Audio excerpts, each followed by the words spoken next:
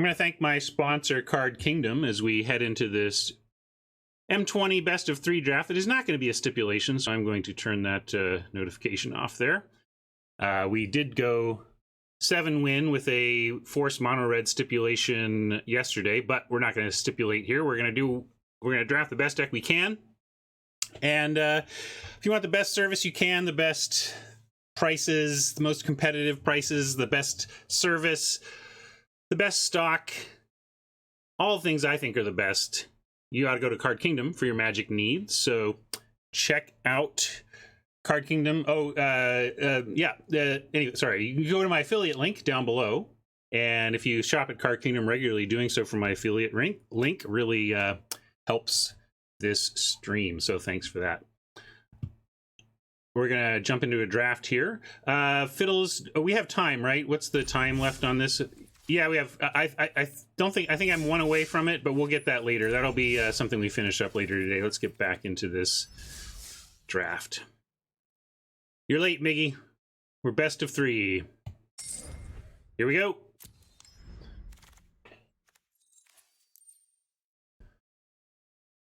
Pretty easy rare. It's pretty oppressive on its green requirements, but I mean, you're going to take an 8/7 Vigilance for 6, and if you can target fight, that's amazing. Wing Words is a nice pick here as well. What else do we like out of this pack? Not a very good pack, so I'm not expecting much on the wheel. If we get a Raptor on the wheel, I'd be happy with that. This feels a little loud. I'm going to go to there on it. Let me know how that audio feels. Gravedigger, pretty sweet. And clearly the best card here. Like, just straight up best card, we're going to grab it. Let me get into draft view.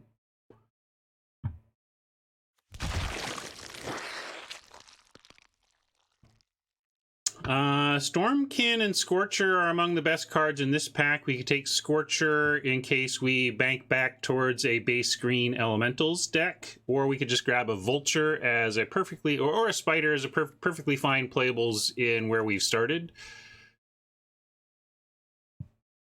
Those are basically the options here.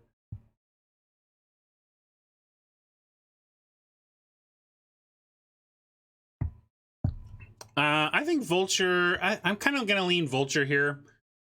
We have a great green rare to start with. We have a Gravedigger, and then Vulture plays into the Gravedigger mechanic as well. I do like Spider as well, but I think Gorging Vulture is where I want to go here. Leafkin Druid is a nice pickup now. With this oppressive green cost, picking up a Druid or 2 is going to help with that. Even if we don't get 4 creatures, but if we do, then it becomes trivial. You're there.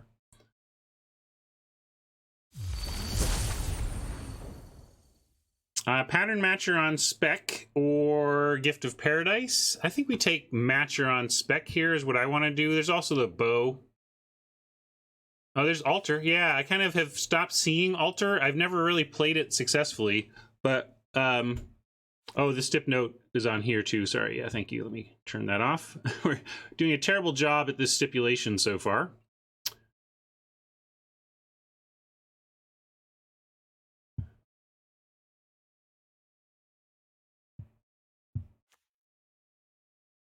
All right. Well, I obviously love me a Pattern Matcher, but we can science it up with Alter here.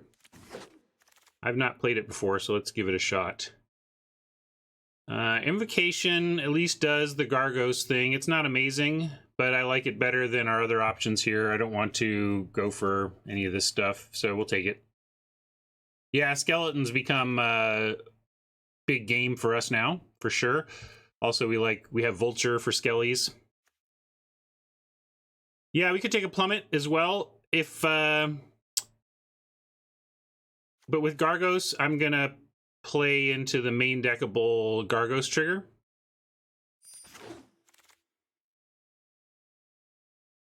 pretty late reduced to ashes. It's a very solid removal spell, but I think we take the Rugged Highlands to potentially splash a red card in the future over something like a Diamond Knight or a Natural End. I would like one Natural End for the board, but Highlands is a nice pickup here. Yeah, no real cost there to that. We are sideboarding, we have a possible red splash. I don't know if we're ever going to bring in Reckless Airstrike on a splash, though. We could take a first Undead Servant in case we end up getting a bunch there. This could go well with Altar as well. Sometimes the problem with these is they don't die, and you have another one in hand. So it's like, yeah, it's either Mopey 2/2 or Mopey 3/2.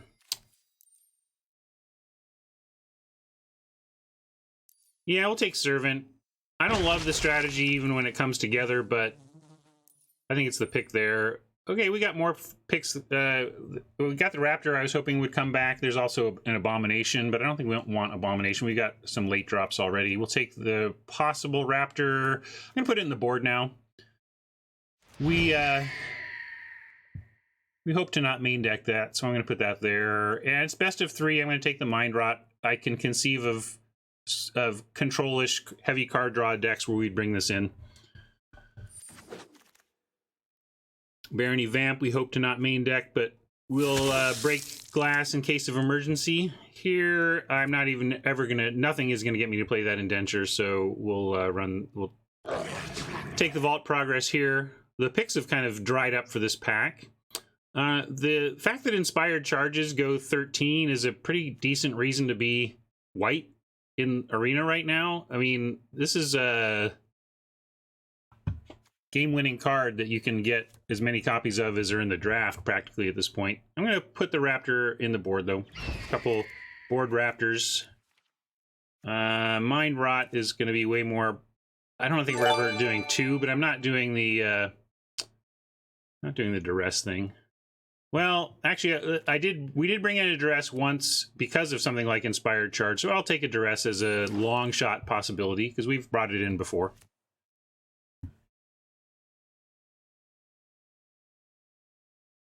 Do you consider stealing Oppo's creature with it? Sure, yeah. I mean, if you're gonna play it, you want to consider all possible combos and stuff, but it's just an unreliable combo. It's a lot of setup cost, as Marshall would say.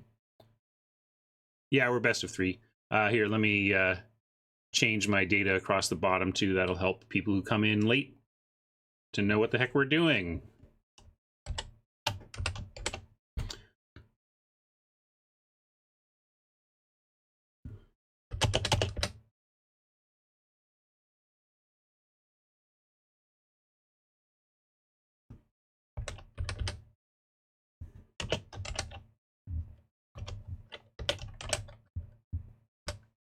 There we go.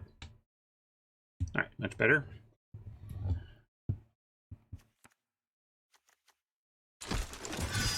Abu, looking for something sweet in our rare slot. We didn't find it. We did, however, find a Rabid Bite, which is going to trump Silverback Shaman pretty easily here because of Gargos. Gargos becomes a bite fight. So we want the bite fight possibility here. Noxious Grasp would be nice on the wheel. Ooh, Brontodon. Nice 3 for us. Great. And there's nothing else even close to it. We can hope to wheel a growth cycle that we may run given Gargos synergies, but careful not to stray too far into cards you wouldn't play otherwise just to support something like this.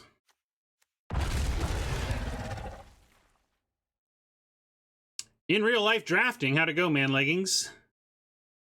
Murder most foul, murder most beautiful. Love a spider, but obviously not passing the murder. We can double up on altars to make the strategy more reliable, but I don't know if we want to do that because I mean, yeah, you can technically activate them both, but I think 2 is a disaster, I would say. You really don't want a second, so maybe just a straightforward courser here. Or first Bo. We are best of 3, so bows even in small numbers are okay in the board because you may find an opponent with a lot of stuff to ping. Oh yeah, we can go Blood Burglar as well. I kind of missed that up there. Let's look at curve. Oh, that's true. You just discard the second to the first. Great call on that. Again, haven't really played it before. Yeah, we're pretty low on 2s. All right, I'm in on the 2. This is decent.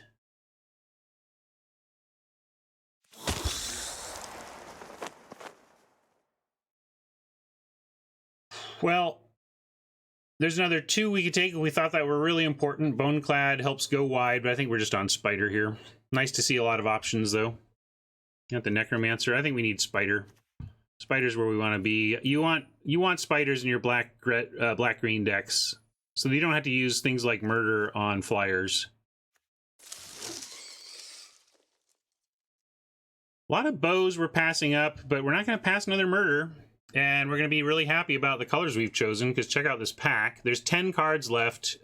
8 of them are in our colors or, you know, otherwise playable in our deck. So, digging this. Sure, we'll just snap up Thief. Sure, we'll just snap up Thief. The Grasp came around. The Vial, we have a Boneclad, and we have a Bow. Wow. Help me out, chat. What do we do? What are we doing here?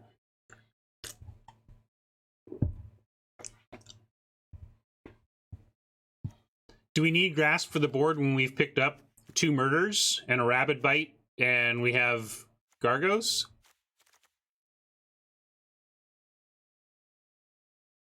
They're not mine anymore.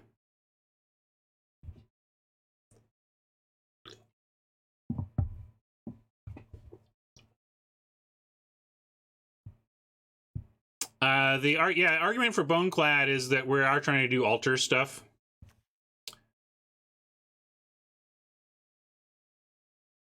So let's take a look here. Yeah, we can look at creature count. Right now, we're not playing this Servant. I'm going to put it out of our mind. We have Gargos 1, 2, 3, 4, 5, 6, 7, 8, 9. We're actually decent on creatures for mid pack 2. We're late pack 2, realistically. Yeah, we have no 5s yet. I'm going to take the Boneclad. I'm down. We need to make sure we're filling that out. Here's this silly Sentinel. Keeps trying to make our deck in it. Maybe should, but I kind of just want the growth cycle given Gargos. But again, I don't want to overdo it. Like, I want the first one. Why do we want Axe?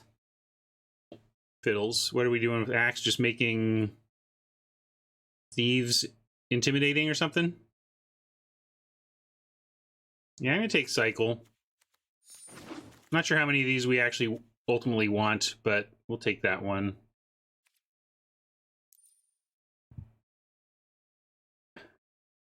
Nothing here. A Bow keeps trying to make our deck too. Makes me think. What do you think? Sentinel or Bow? Actually, a relevant choice here.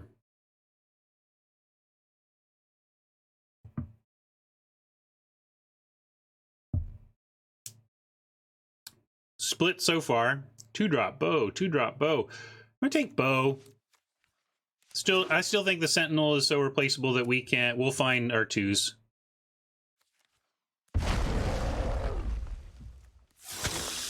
More Vamps. Come on, sweet rare in black or green. Nope. Sweet rare, though. We have a Rugged Highlands. We could try to pick up Gift on the Wheel and play this bad boy, or we could just be sensible and take the Fen Lurker. It's also a gem factor, though, as well.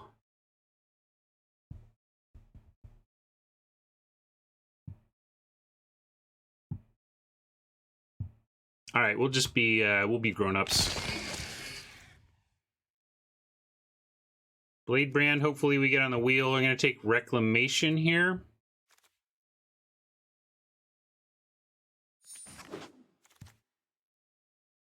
Yet another altar. But I think we want yet another Vulture.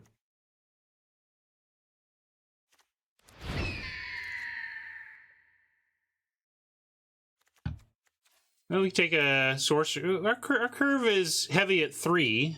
But I would argue our curve is actually not getting that high. Who thinks our curve is getting high? We've got...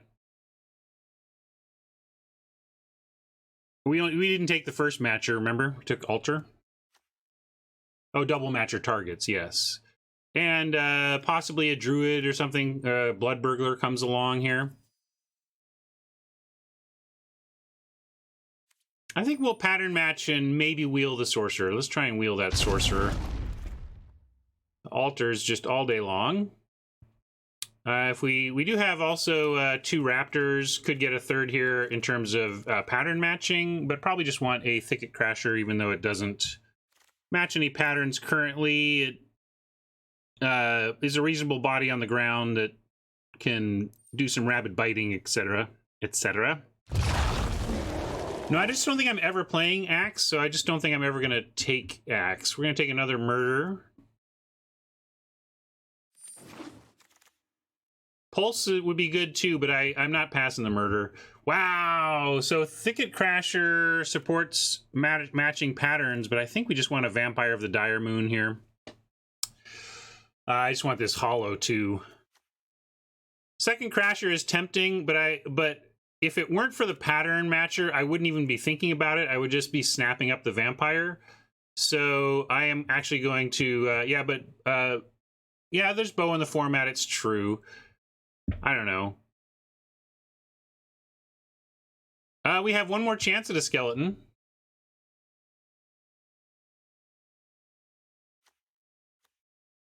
I'm taking the vamp. We'll see if it's underwhelming. And no skeleton for us this draft. Too bad. I'm not playing Healer of the Glade, so we'll take Fathom Fleet. Vile, but we have Plummet. I'm going to just take... Oh, we have 3 murders. It's like we don't even really need the Plummet. But to that same extent, we don't even really need the Vile. So we'll take Plummet for sideboard. All right, I was hoping this Blade Brand would come back.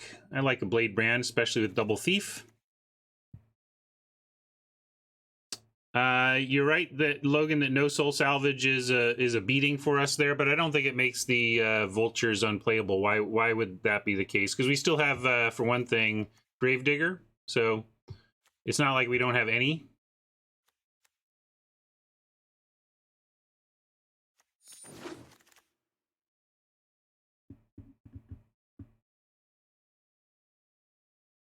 Well, 3-mana 2/2 flyer isn't that impressive these days, I'll grant. But I do think it's still playable depending on context. Throw this Abomination in the board. Robert asks, are there only 7 personalities programmed, or are there more than 7 and you don't know which 7 are in a given pod? I don't know how they program personalities. Before I left, there were not personalities, and there was a roadmap item to possibly implement something like that, and then they did after I left. So I don't know how they went about personalities, but if I were to design the personalities features, or if you know, what I basically suggested was that you roll a personality on the fly for each seat, right? So imagine you're going to create a bot for a seat. You are making its personality based on color preference, and the way it currently picks is to take everything in a pack and stack rank it based on whatever conditions they give it to make that pick.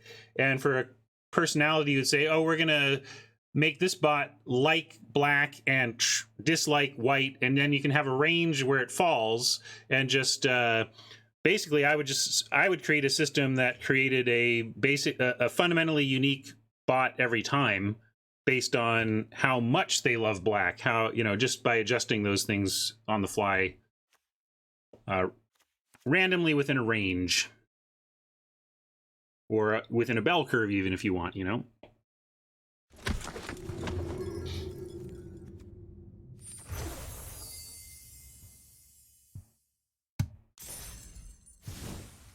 No Land Go, do you sometimes wish you didn't leave Wizards? Sure, life is full of roads not traveled, and you look back on them and think I could have done it that way. But it's also only, I think, for me, healthy to the extent of understanding my own past to better plan for my own future. I don't think wallowing in the past is any good way to approach things either, though. Let's see.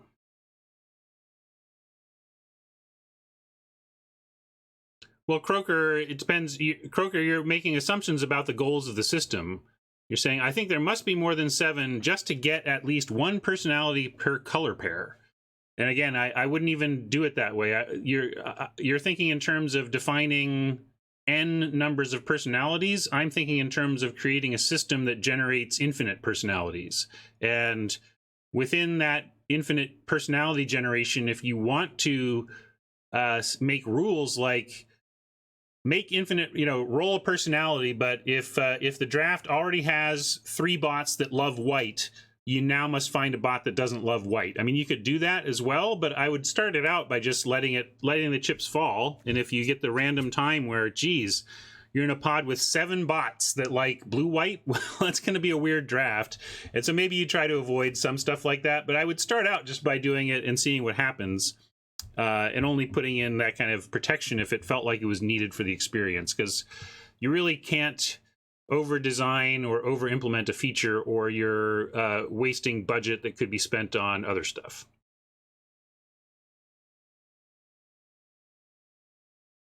Well, I don't know how they did it. I'm telling you how I would do it. And if I think if Wizards specifically designed 10 flat color pair preferring bots, and then they populate each of the 7 seats with one of the 10 random bots, I think they made a less flexible system than they could have for the same effort. All right, interesting side conversation, but let's finish this deck and play. Yeah, I don't think despite the interactions with Gargos, I don't know about playing Feral Invocation, although I don't know if I want to cut both. Let's put these here together to think about. Obviously, we're playing that. Let's check our numbers as well. 16.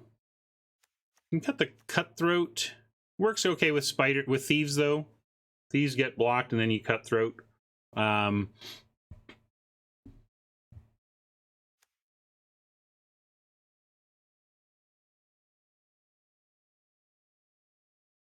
Yeah, we don't have a lot of great teases for this, though. I'm going to cut the throat of the Cutthroat.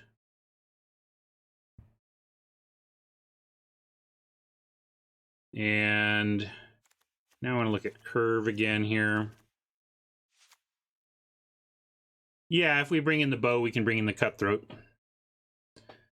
Crasher is at least being a 4-drop body that bites pretty well. Like, we don't have a lot of high power in our low drops. Like, this Rabid Bite kind of needs a vampire, or so I just like that Thicket Crasher and Pattern Matcher are at least helping with that. Pattern Matcher is a little light here with just the Thief and the Vulture, but I can't quite see cutting it. I think the upside of possibly matching a pattern is much better than the upside of possibly ETB killing something.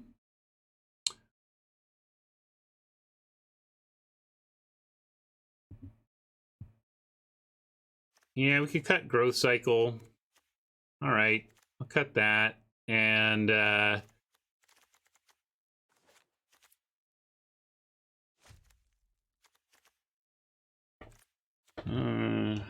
murder bot.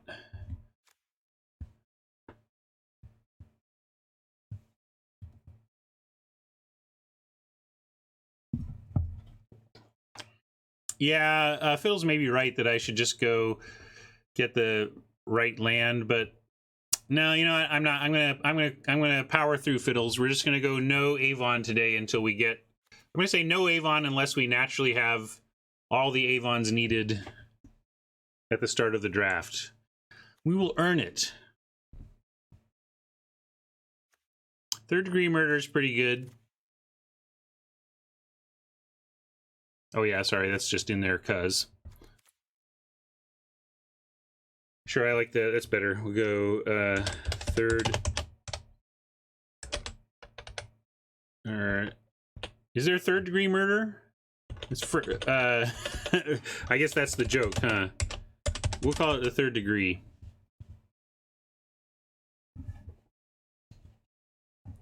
If I call it third degree, then then it's not spoiling anything in the video names. All right. Is that not doing it? Come on, give me a print screen noise. All right, got the deck captured. Let's go capture some wins.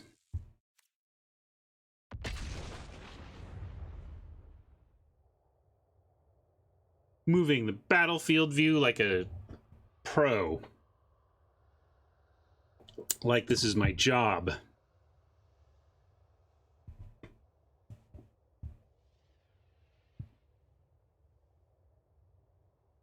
Do you think a cube with arena cards and on arena could be fun and viable? Oh yeah, no land go. If they don't offer up an arena cube in the next year, I'll be shocked. Like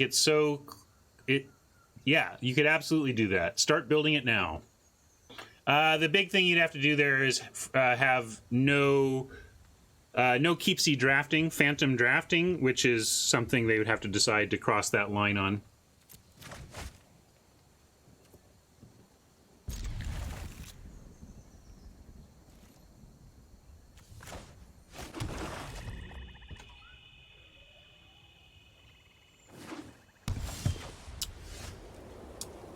Man Leggings asking me for developing personalities at the time I left. At the time I left, personalities were a proposal on paper. They were not a real thing being worked on.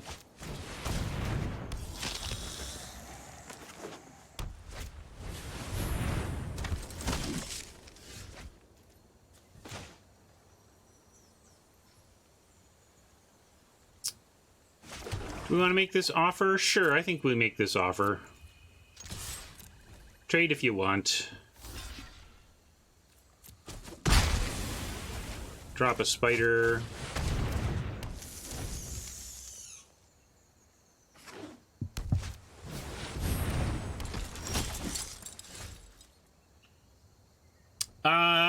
Asking about whether or not having phantom drafts would impact some of the stuff I was talking about LR via regarding ranked. I mean, I don't know. It would be another. I'd have to stop and think about it. It would be another factor on the table. You know, another thing to work with. So steadfast sentry. Don't want to murder it quite now. Leafkin Druid, if we draw a land, could power out the altar, and then actually Leafkin Druid becomes a reasonable sack to the altar. So I'm going to do that. I'm going to set up a possible altar next turn. And we're going to not attack into this sentry.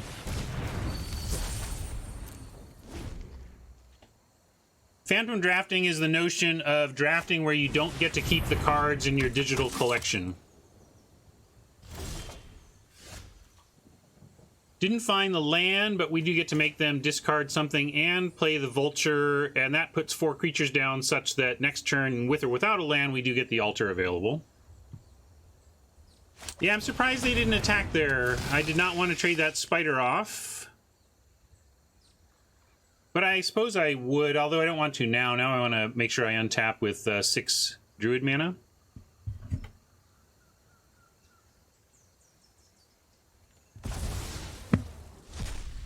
I missed it. Winged Words. Wow, that's quite a card to discard. Usually I want to hang on to something like that because it helps me recover from a discard, but maybe they have other means to draw cards. Lost a murder, a land, and a murder, a couple lands, and a feral invocation there on that self-mill. At least it leaves the other vulture in the deck for possible pattern matching if we draw the pattern matcher.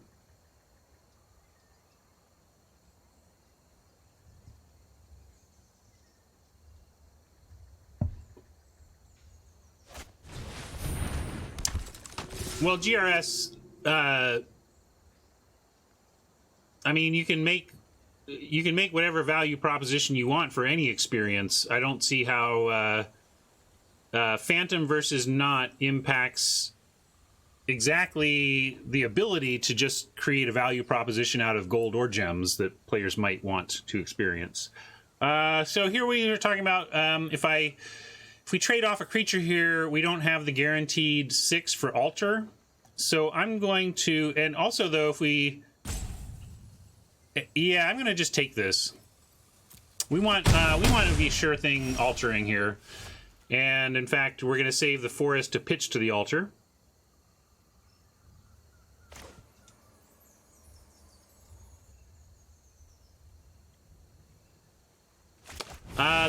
My favorite card that I've designed is probably the First Eruption.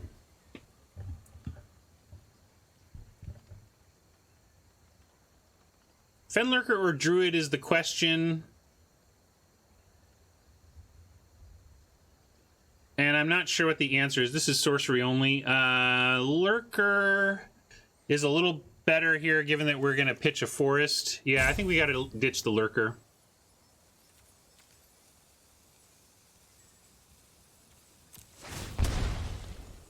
Oops, almost did the wrong one.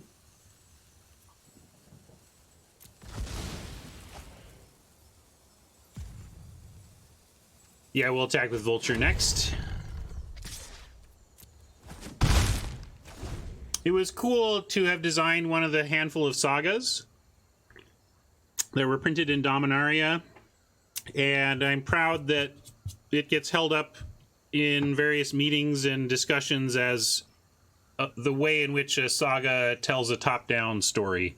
Like, so it's regarded as an example of how to do a flavorful saga. So I appreciate that I at least nailed that one on the flavor front. Well, what do you think? I kind of like blocking with Spider.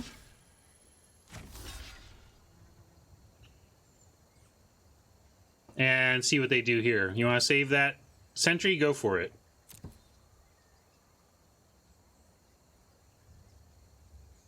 Because I don't know what they're doing, I didn't want to lose my my demon. They could have had a moment of heroism. I guess that would have traded. I guess it was probably pretty safe to block with the demon. I don't know if I was playing around things that don't exist there.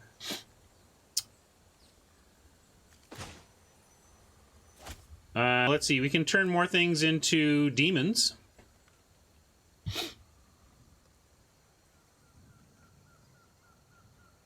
Right, you just want to turn a druid and a land into another demon.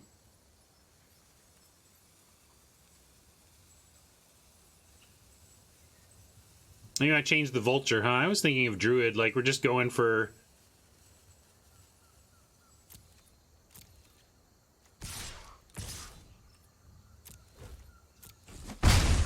Let's see, 11. See, if we change the druid, we present lethal next turn, even if they get life off the chaplain.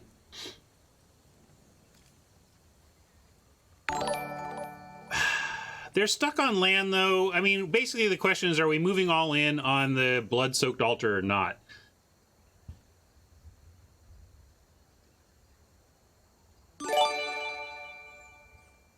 Yeah, I'm going to go with...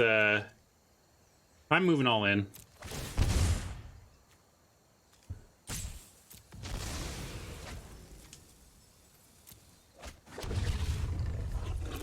We even have the murder to clear the sky if they... Why do we need mana, though? Like, what do we... Use druid for mana? Okay. Wait, why? This is freebie. Reading cards. I don't do it. I count on chat for that.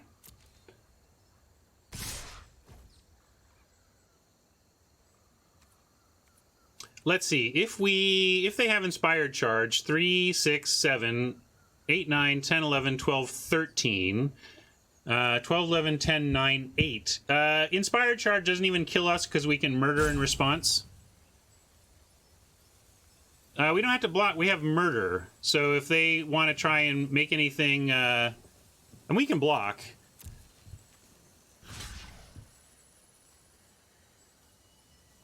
Yeah, we can basically do it. We can make this block because we have murder up. So there's the charge. And let's see. I think we just... Trouble is if we let... I'm going to kill the other sentry, I think. What do we want to kill, though? We can't murder?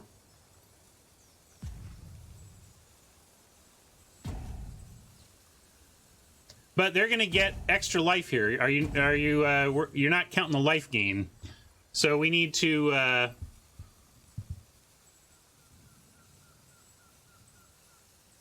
But I think we need to kill both of the sentries.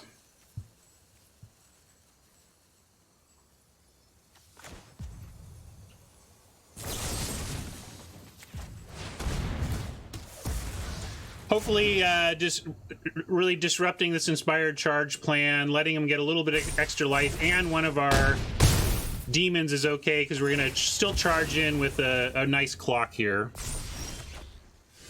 Although, this is, yeah, not the best. We get to go fly and turn Vulture into a 5/5, though.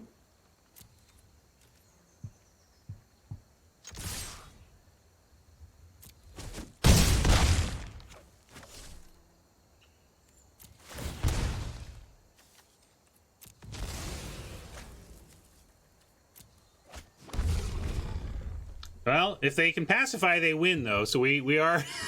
we're right up against it here. Oh, man. Well, we moved all in, and we're getting called, folks. Getting called.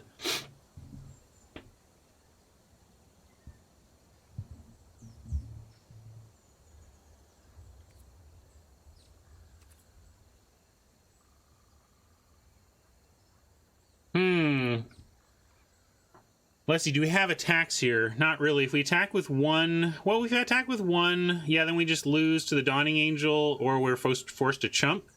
So, yeah, we'll pattern match for no value here.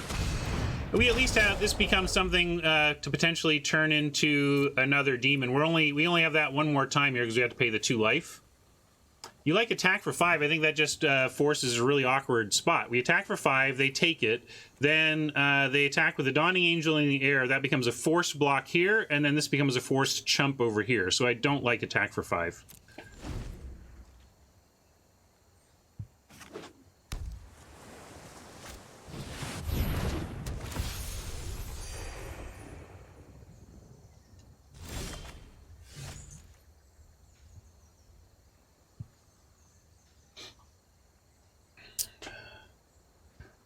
Well, now we are in go to 1, change matcher into demon territory again. But then we are stuck with no ability to attack. Yeah, I guess we just hold here since we're showing... if they attacked all into this, we'd wreck them pretty good. So we're going to hold. Do we want to play the land? I'm going to say no on the land in case, for right now, in case we need it to cleverly make another demon next turn. I know I can't alter on their turn. I'm just saying we're holding the... We are stable here.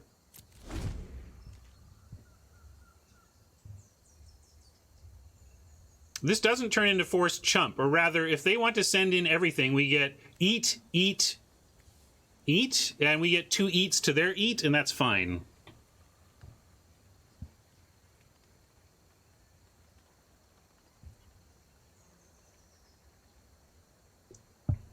A 5 is better than a 3/3, but if we draw another creature, like this isn't changing how they can attack.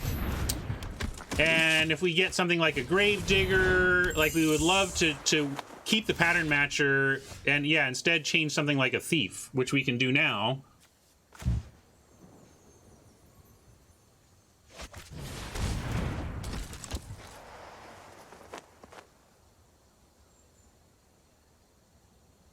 Yeah, they got 2 creatures down. That's pretty rough. Let's see. How can we dupe them? I don't think we can. I think we moved all in and they had the goods, folks. Well, we have Thief blocking Sentry and this blocking this, but they just have and this and this. I guess we're not dead. We're not dead from here, so I guess we just pass. We're dead if we activate, so we can't activate. Not dead if we don't.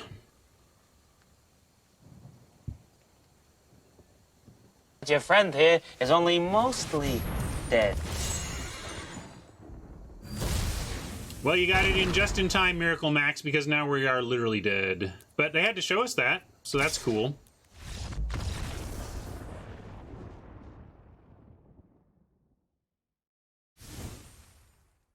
White's been good against us all like the past week. Ever since the bot update, the bots are so uninterested in white that white decks, especially white-blue decks, I think are quite viable.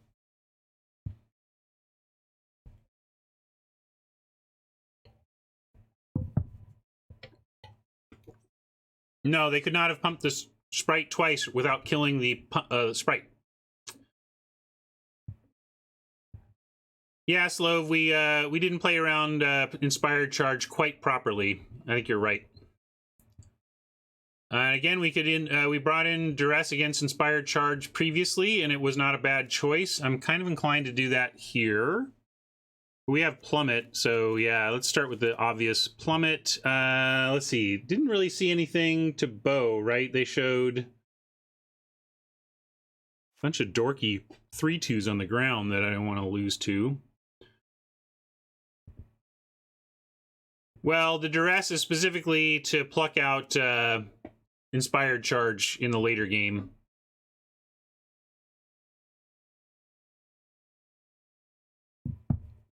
Well, it's not that we shouldn't have blocked, it's that we could have blocked the lifelinker. And again, I want Thicket Crasher because we need some kind of power. Although, granted, it's again, like maybe we bring in this case, I guess we can do this. And we could bring in actually 2 of these to help in the air, and that makes Pattern Matcher better. And then we could take out Invocation down here. I see time.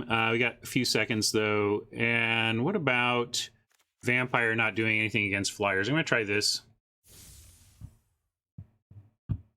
Had to submit something. Phil's blaming it on the full art. Maybe so. I have to take that.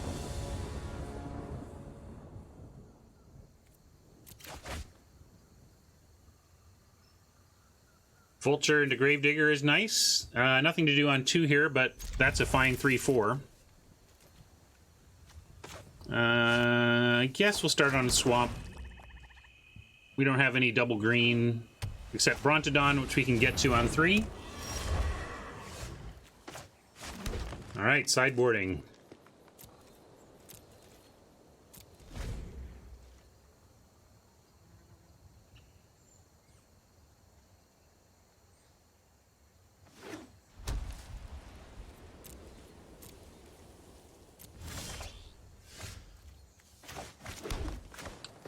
Vulture.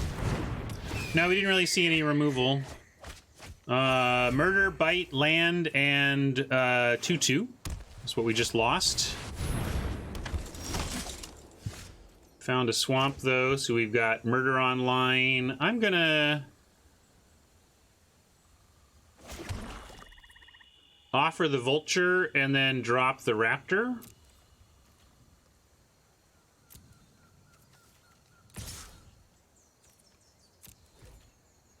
Oh, it's attack or block. Sometimes I was thinking it was attack only. They can't block there, so we drop the Vulture or drop the Raptor, and ostensibly holds off both of these. If they attack in with land, we might fear Inspired Charge. That's interesting.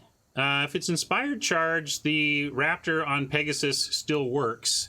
And if it's not Inspired Charge, it's still at least a one-for-one Raptor for their trick or whatever. So I'm willing to block Raptor on Pegasus, knowing that I'm trading, I'm either beating Inspired Charge or trading for a trick. It could be just something like God's Willing doesn't work against a colorless. So anyway, I'm fine trading for whatever we're facing here.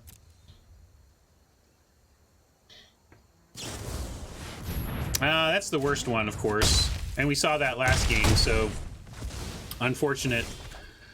But I think you got to make him have that. And, well, I guess you don't. We could have played around that if we thought it was important to play around that. But we also have Gravedigger. When we can get it right back. So, yeah. We could also Blade Brand. But, yeah, we'll just Gravedigger, and then that can face the Sentry.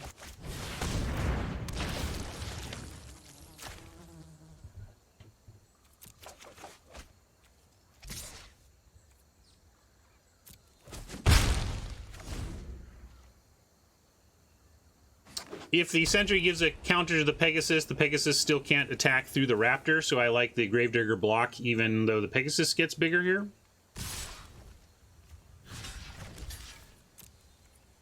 Also, Raptor plus Blade Brand is just generally great. Unless they befuddle it, of course.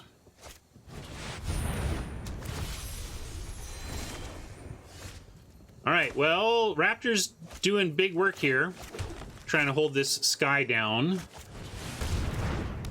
I'm going to send the Vulture. What are they going to do? You can trade for that if you want.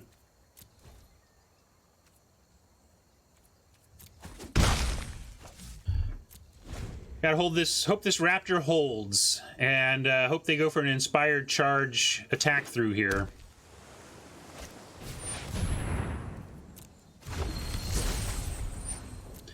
Well, that's a card they will block the Vulture with, so we have to decide if we actually want to do that.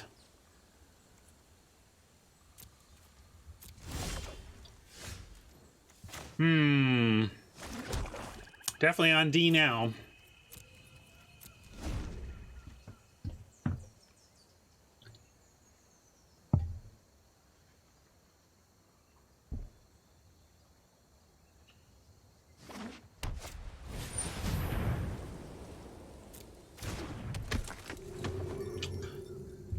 We could hold off on lands, but we do have Moldervine, Reclamation, and Blade Brand. You know, there are things that are drawing cards in our deck that we want to make sure we support. Also, if we get Gargos, I guess we can wait, though, because now we have, if we draw Gargos, we have Gargos plus Blade Brand.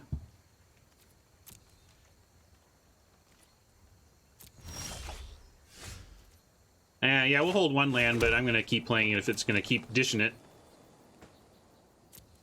But yeah, now I'll stop. Right, because we even need more lands if we want for the altar. So I think we'll cap it at 8 here.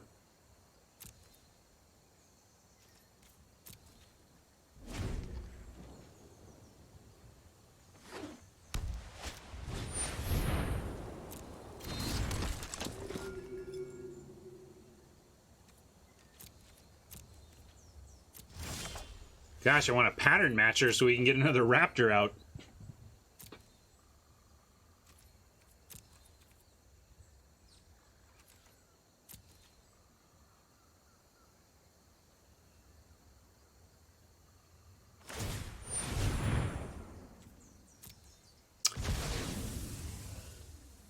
Fortunately for us, this doesn't actually hurt because we have no means to access the graveyard from here. We did our one graveyard trick with the Gravedigger already. No sound today, Ubermensch. I think nobody else is saying that, so maybe maybe my stream is muted. There's a little speaker button with an X through it. You want to click that?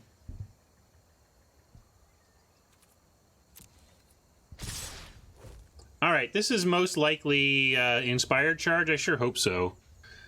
Because we're going to block like it is.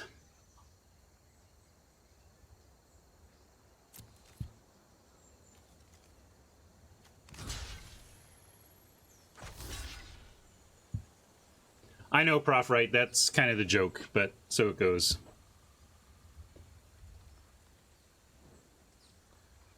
I'm thinking about Seer with Vulture, and then Inspired Charge is still lethal there. That's a good call. So we'll do that. I use Streamlabs OBS, which of course is basically an add-on to the OBS foundational software.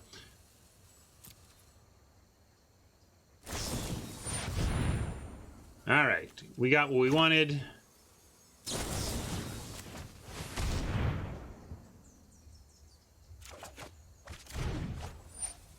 And let's just murder Pegasus.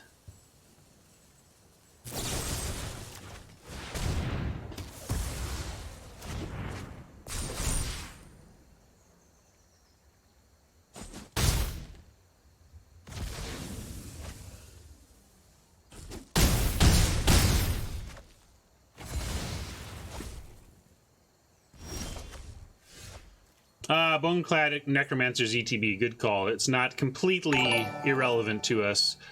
Is it? Oh yeah. Yeah, that was fine for us. That was what we were hoping for. This flood we're experiencing, not so fine. And now, of course, since we're playing a Vulture, prepare to mill 4 pieces of action. You ready? Let's see what 4 pieces of action we lose.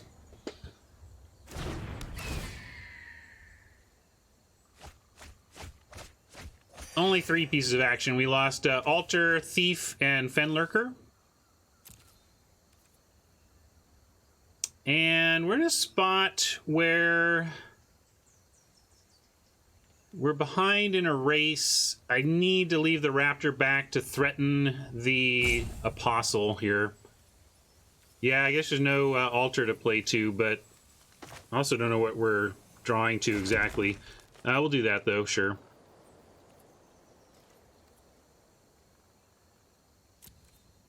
Yeah, not attacking because we can't with the Vulture, and the Raptor at least threatens the Apostle. But we can start going Vulture for Chaplain to at least be on slightly level playing field there.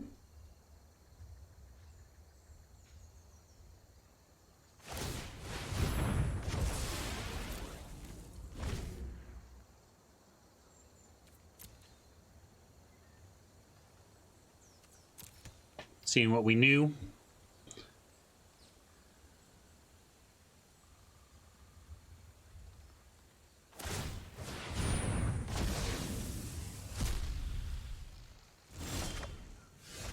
Let's see, 9, 10, 11, 12, 13. We've seen 13 of our 17, so we got 4 lands and 14. Which again, still pretty likely to draw some lands. That's the thing. You think you're thinned to heck and back, but then you're not. With this, we get to actually attack with both now. Brontodon holds the ground.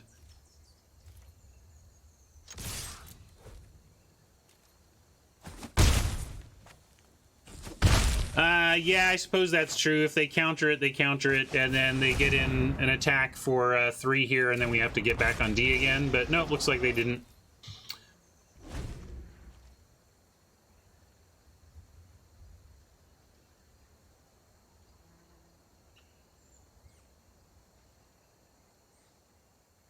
There was a pause, but they have Apostle, and we have cards in our yard, so we're not gonna know anything on that.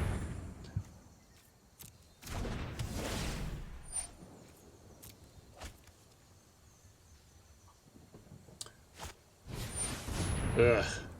It's like, well, that's annoying, but we can still attack with a Brontodon. Now we don't even have Brontodon attacks.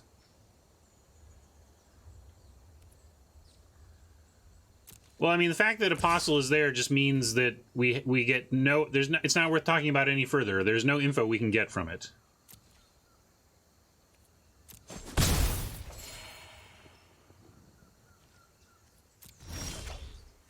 All right, we got Pattern Matcher for the other Raptor, at least. That's cool.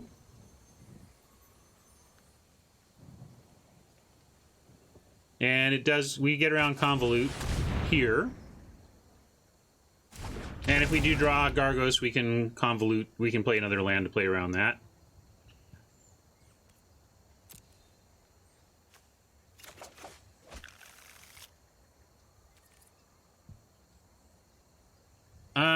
Do we even want to attack with Bront? I suppose so. If they want to trade Sprite and Apostle, we will. Yeah, and I should have sussed out my attacks before doing anything. But it doesn't hurt to know that the Pattern Matcher was going to resolve.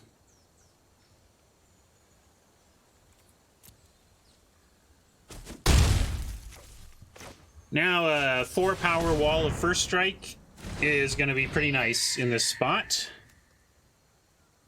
I'm going to keep playing land.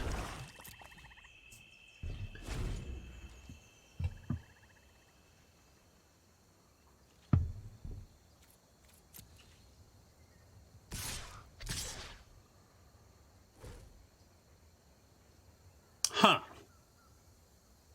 Suggestive of another Befuddle, perhaps. If we double block with a Raptor, we don't have the altar. The altar's gone for good.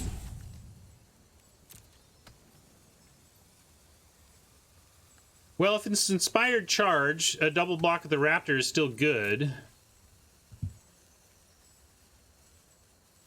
And if it's Befuddle, yeah, this still... I like a double... I think this beats most stuff. It doesn't mean they don't have multiple charges. We could triple, but then we just give them the Vulture.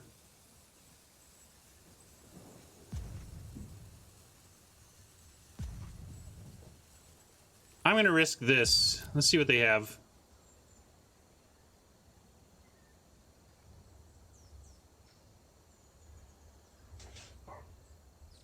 I don't know what they can do with...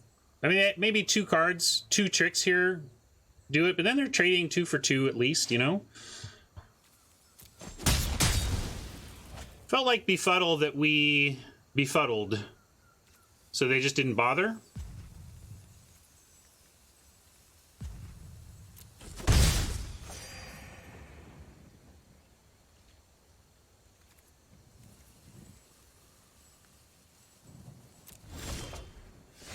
Ah, nice.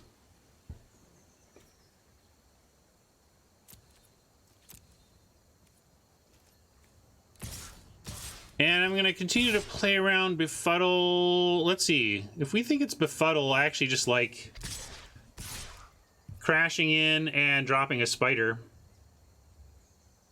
I like swing everything, right? Swing everything and drop a spider.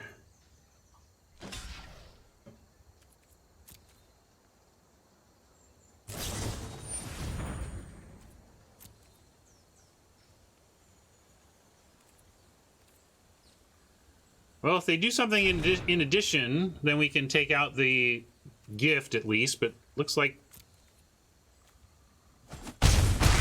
they're just preventing some damage with that.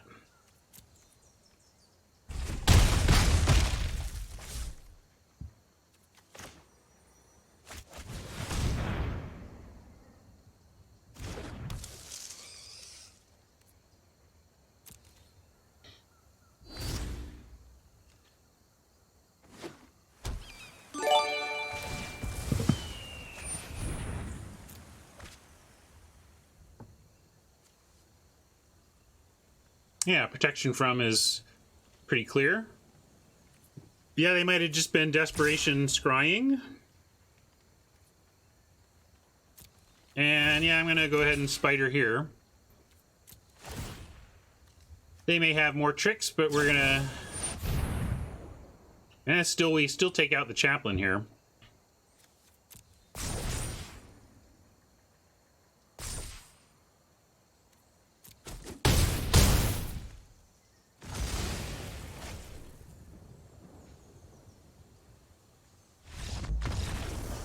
All right, that worked out. I think don't we have a third raptor? We could bring in a third raptor, I think. Seems like they were really good against everything. So we're going to bring in a third raptor. Let's see, what did we thought about not playing? We could take out like a blood burglar, although I want something on 2.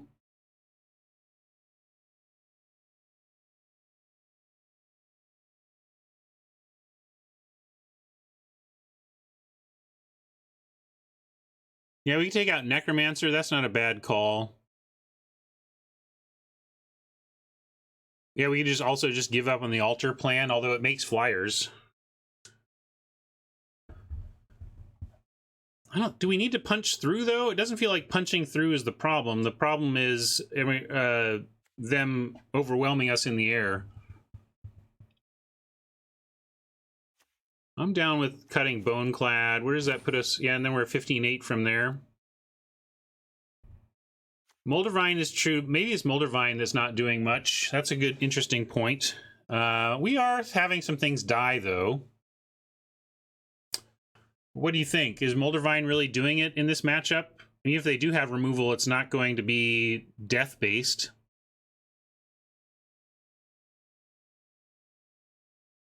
I'm not going to 16. We're trying to cast altars and Gargoses. We're not...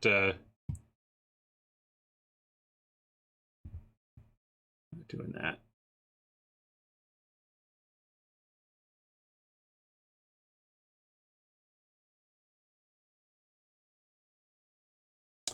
Moldavine.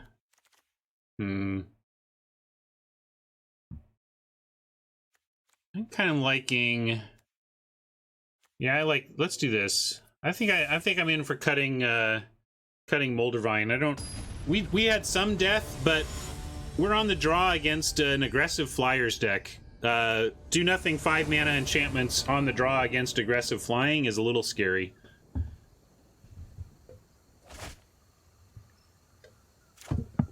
No green yet, but we have a turn 2 Fenlurker and Team Raptor ready, so let's keep.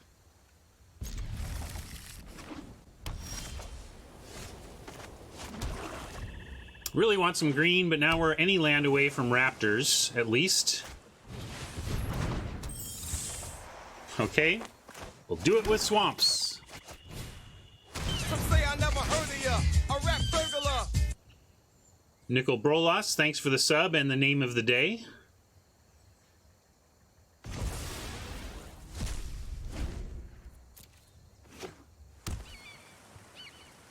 Yeah, I didn't need to do the rat burglar. It was done for me. I don't know if that was intentional, but well played, Brolas. Well played.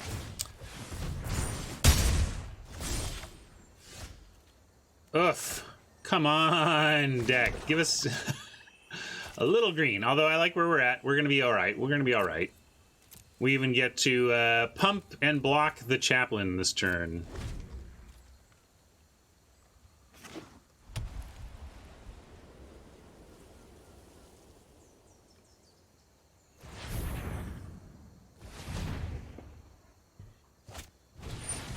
If we get green soon, I really like our chances. Might have to just plummet that chaplain, though, given its toughness. Although Netcaster Spider takes care of it pretty well. So we just need some green mana here. Even if we don't get it next turn, though, we have Swamp Raptor, so we're doing something.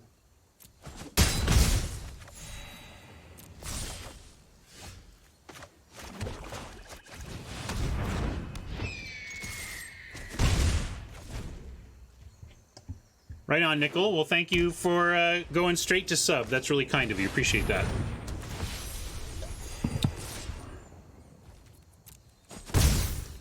Come on! Oh, you gotta help us out, man. Let's see. We have a 1 pump threat on attack, which we'll go ahead and threaten. I don't think they want to trade either of these for a Fenlurker. If they do, we'll do it.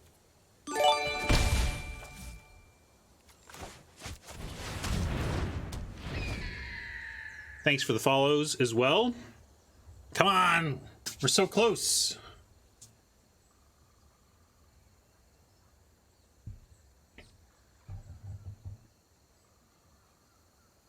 Kind of want to get 1 forest and then play out like Druid and Spider and then start altering stuff.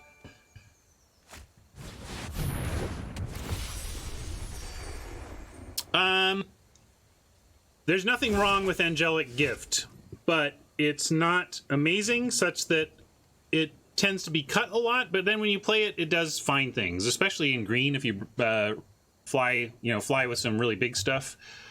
Well, nothing to do here, but we don't even have the Fenlurker threat anymore because they didn't attack with a chaplain, so we're going to drop the Vulture and watch 4 forests go to the graveyard. Here we go. Hold your breath. Only 1. Okay, that's good, actually. That's not bad. We lost some good stuff, but that's the nature of self-mill. You got to let that go.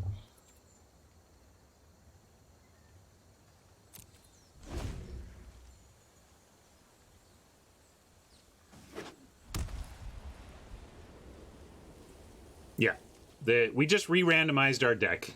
Can't get hung up on what you milled.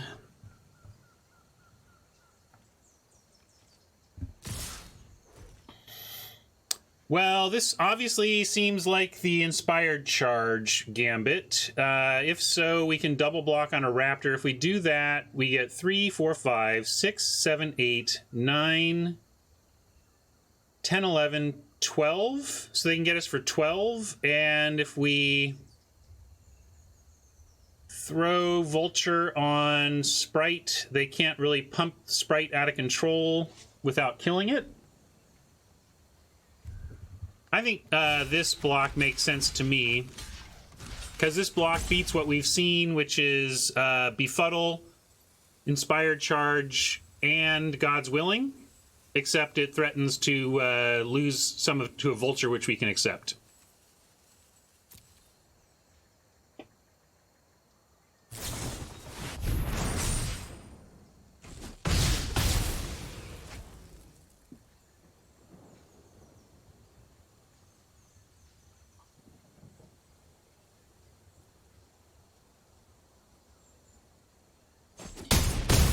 I guess we should maybe just put the Vulture on like the Dawning Angel. We kind of knew what was going to happen there, and kind of took 2 extra damage we didn't need to. I think we should just be at 8 and having chumped the Dawning Angel. So not ideal there. Well, if they have another chart... Oh, they're out of cards. Okay, well, they're out of cards, so we get to drop this pass and hope that we can still stay stable here. Chaplain can't even attack. We just want them to draw some land. Hopefully their next play is to crack the caves because they're out of options.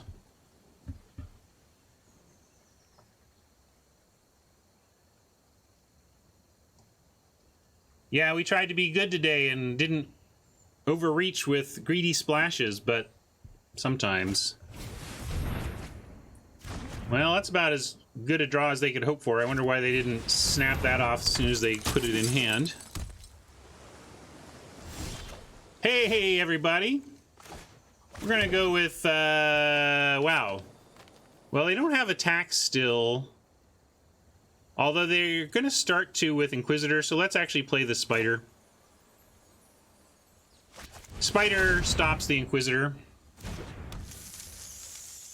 And nothing else we have does, actually. Could draw with a Thief attack, but we're going to stay back with the Thief. I don't want to lose life, and they could just double block and kind of eat it with Chaplains anyway.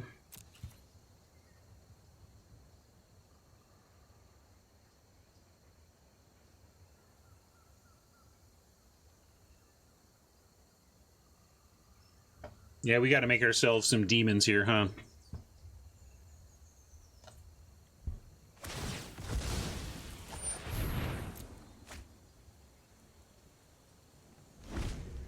That's true. Leafkin Druid could have blocked Inquisitor, so that's a totally reasonable play. Also,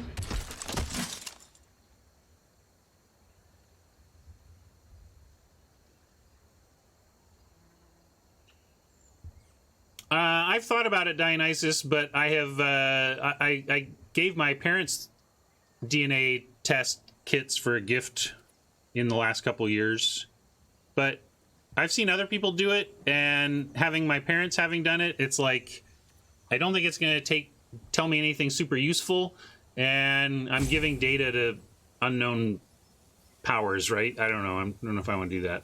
All right, sorry. Let's see what they want to do here. Chatting with chat, not playing this game. What do we got off the top? Gargos, we'll get to you, buddy. We'll get to you. I have faith. Right now, though, we're going to go on Druid Plan.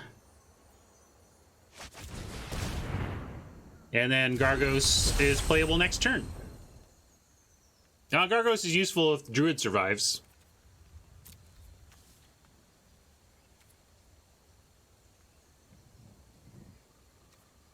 They didn't care, Dionysus.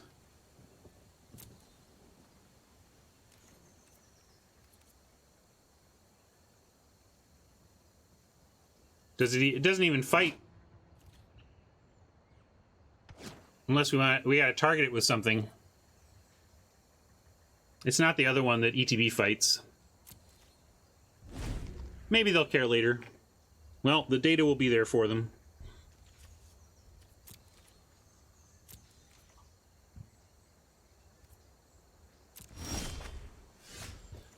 Yeah, they do have a second charge that we're trying to get a defense down ahead of. To that end, we don't have to go Gargos here, which doesn't actually do much. We could go Raptor. 1, 2, 5, 6, 7, 8. We have 8, so we can also go Alter, have Plummet. But I don't have anything I want to discard yet, so let's just play third Raptor and then hold up Plummet. Gargos can start attacking. 8, 7. Yeah, they have to give up a lot to trade for Gargos. That's true. But I still like this play. This is fine.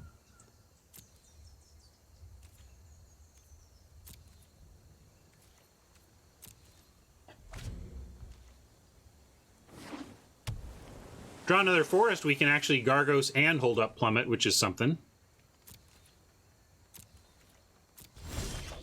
Do we want to, though? Because another reason to keep the forest would just be to start to have altar pitches. So even though we could keep up both, I think we actually might want to hold the forest for pitching to altar.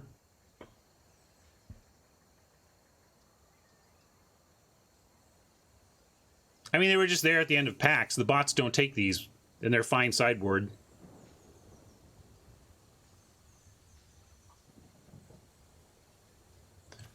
All right, we'll go Gargos and hold up Plummet for now.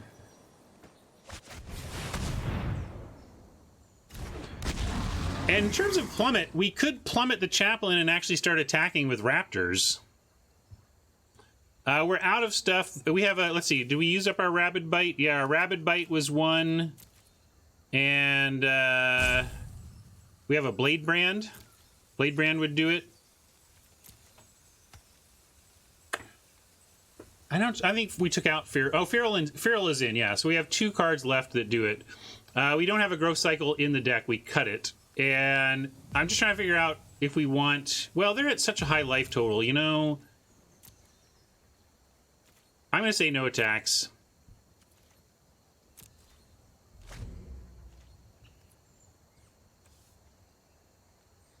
Yeah, if we really need to fight, we could plummet our own Raptor, like in response to it dying, but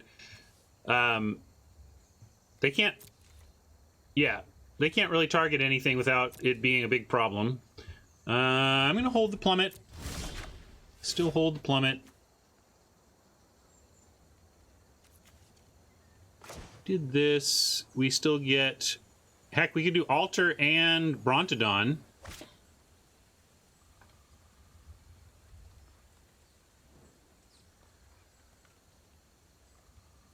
Well, it depends on the situation. It's just an option. Yeah, I'm thinking about it. All right, let's attack with Gargos, see what they want to do about the big boy. Because if they try to pile a bunch of creatures on it to kill it, including a flyer, we get to plummet for big value.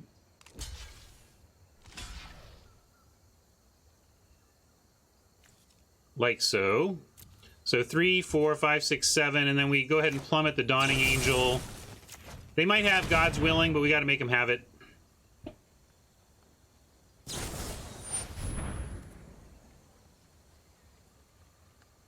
No, it's a reverse blowout, but we signed up for it. We knew that was possible. I mean, they had 1 card, so they had to draw it. It was a lucky draw for Oppo, really.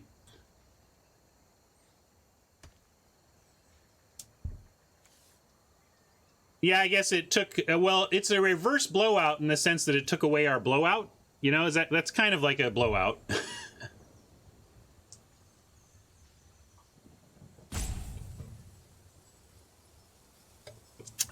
If we were worried about the God's Willing, we could have just waited and let them God's Willing in response. But, you know, I guess they're deciding on a scry. They went with bottom.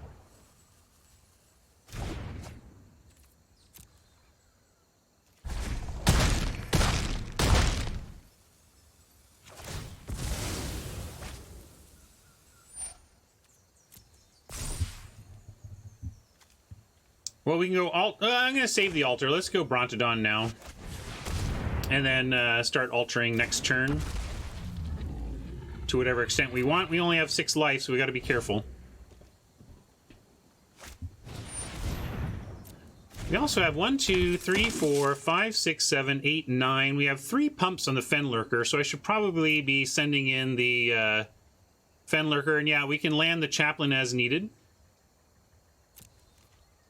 Don't think we need to do that yet, but it's good to know. Here we go. I have Altar Forest and probably just the Druid on the sack. But we start with a Fenlurker attack. Let him figure that out. Oh, no, wait. They have double Moorland Inquisitor now. So with double First Strike, we actually don't even have Fenlurker attack.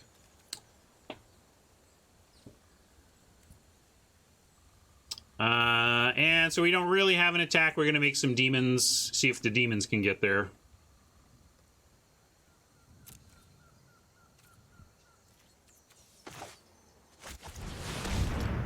Yeah, I suppose Fenlurker is not doing anything now, but if we end up with more land, it can. And it can be part of an alpha that could be, like, I don't know if we need the Druid, but we are low. Yeah, we have...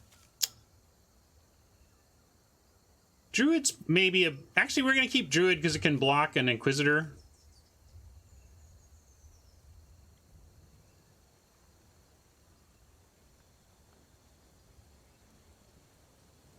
Yeah, I guess Thief is our worst blocker. It doesn't block Inquisitors. We're not going to attack with it. I'm down with Thief. Let's get rid of the Thief.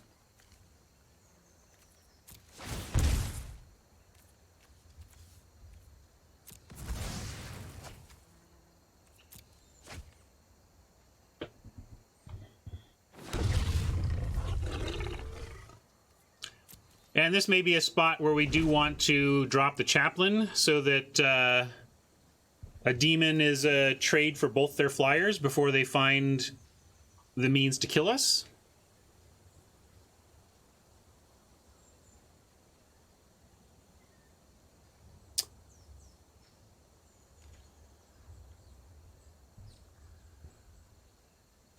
I can't think about updates to the UI or my layout right now, Dionysus. I'm sure there are many better ways to do it than I'm doing it, but I don't...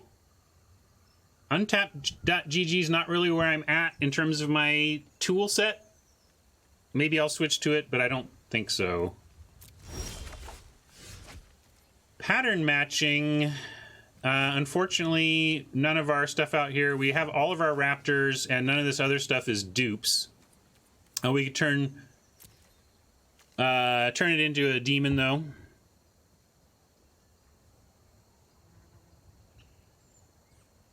Yeah, of course, Thief was the dupe we could have gotten.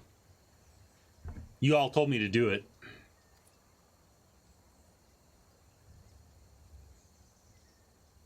Sorry, let's focus here. Probably doing one more of the altars. I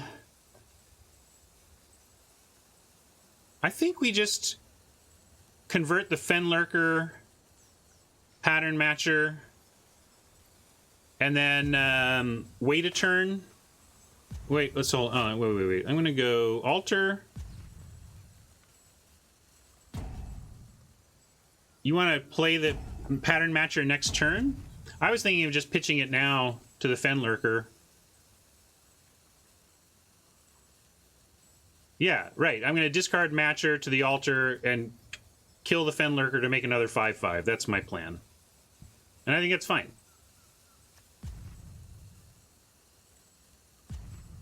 No, it still has the easy block from Oppo.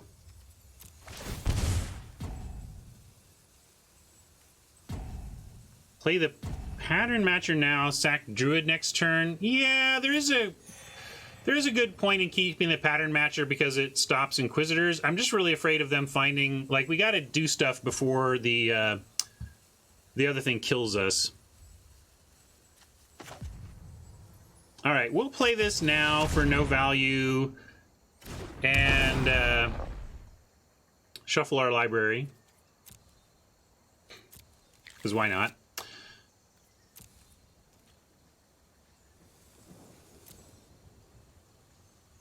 And I could attack and drop the chaplain here, as we suggested might be, but no, we're going to wait. I'm going to leave the everything back and play it a little more conservatively than that, Rocky. I could have done that.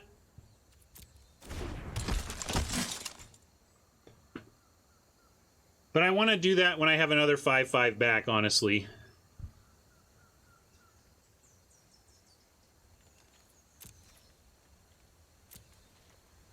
We'll go ahead. Well, we don't really need to. I could activate the Brontodon now, but we can do it on our turn. It only costs 1. It's not like we're going to tap out.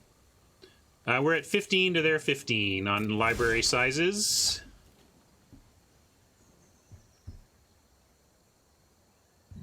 Now we can pitch the Druid instead of the Fenlurker and have Fenlurker, or not pitch, sack the Druid instead of the Fenlurker. But I like going...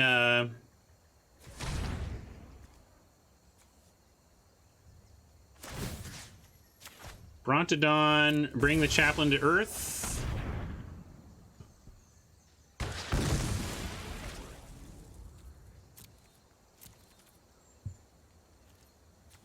Send in a demon. See what they want to do.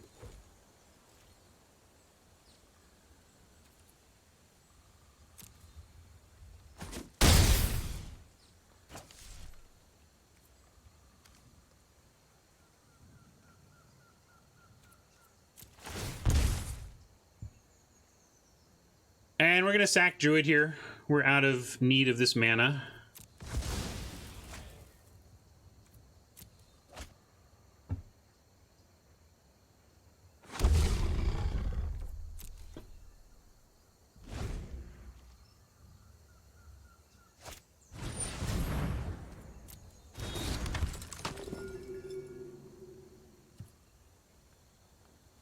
Got a lot to do to work through this, but it's not impossible.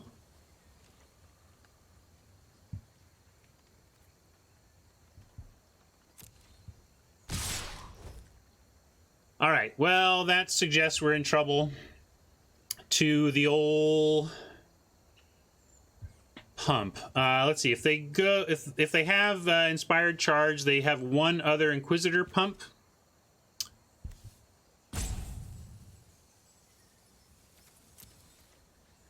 And let's see, inspired charge on Inquisitor pump is not good here. I think we got to do this, this, this,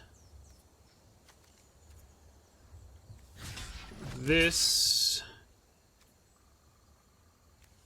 Oh, maybe we put this on a flyer instead. What if we go...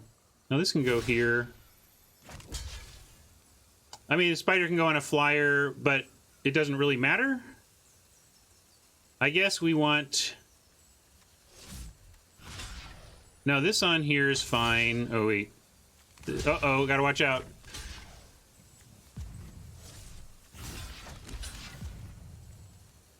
Alright, I gotta block or else it's gonna make decisions for us and we're in trouble. It's possible I made a blocking error there, but I was so close on rope, I just had to do it.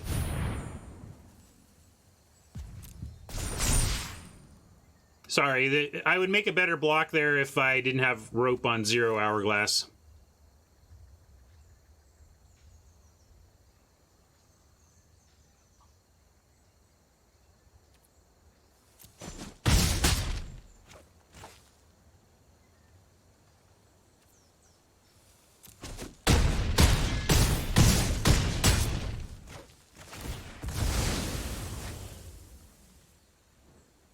Well, we were trying to get established before that second charge showed up, and there you go.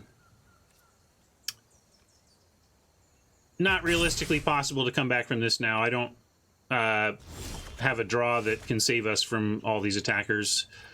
Anticlimactic, but I mean, that was fundamentally the race. Us trying to get a toehold to survive an inspired charge, and I mean, I don't know what what exact block I missed, but throw this somewhere else and give us another raptor, and then I guess if they're down a creature and we're up a raptor, we'd not be dead, but it's awfully hard to win from here.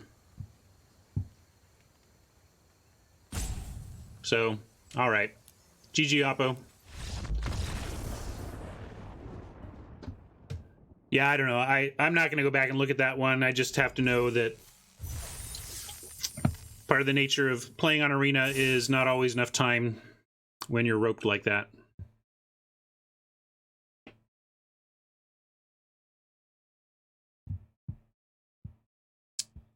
Zanman415 says, is the lesson here that we should have been willing to take the trade with Gargos and held Plummet in response to God's willing?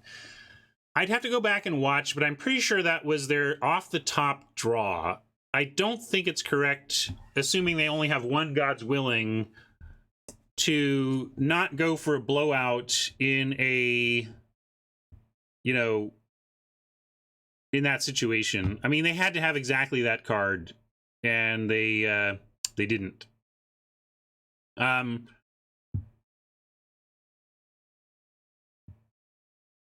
I hear, Dionysus, your suggestion to use Untapped is registered, and if I do it, I'll do it. But that's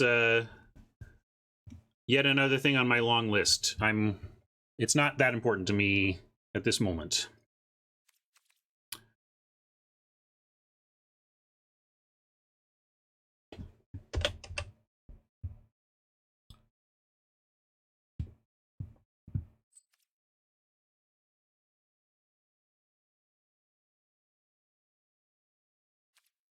I thought it was an important decision, but so it goes.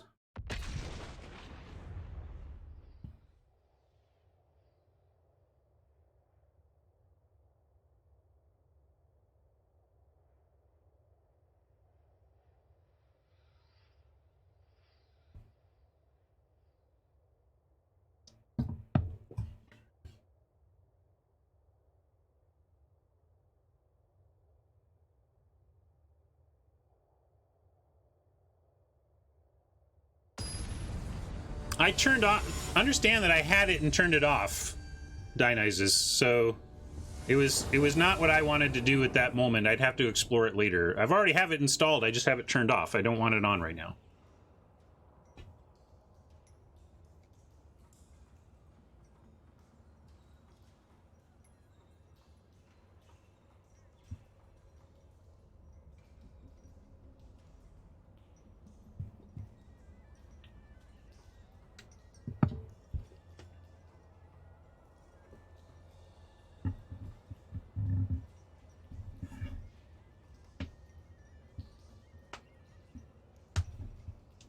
I definitely don't want to play with the draft ratings, me personally. If Mama finds it helpful, that's fantastic, but I do find the draft ratings very distracting and don't particularly like it. All right, we've got Gargos and a couple of combo cards. We're pretty far away from it, though. Is this even keepable? Like, we got a 5 that does nothing and a 6 that combos with our 2 and our 3. We do, however, have both our colors and 3 land.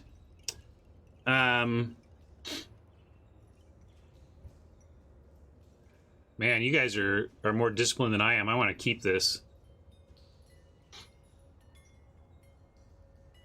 And we can cycle a Blade Brand if we need to, and we have our mana. I'm keeping. I think you guys are too aggressive on your mole. I think it'll be fine. It'll be fine. Shut up, you mulliganers. London Mulligan does help. I'm just greedy. See?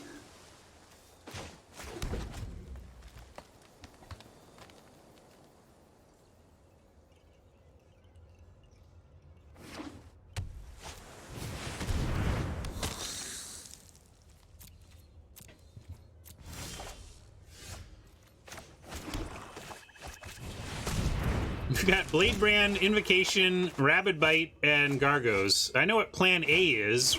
Plan A is rip 3 forests.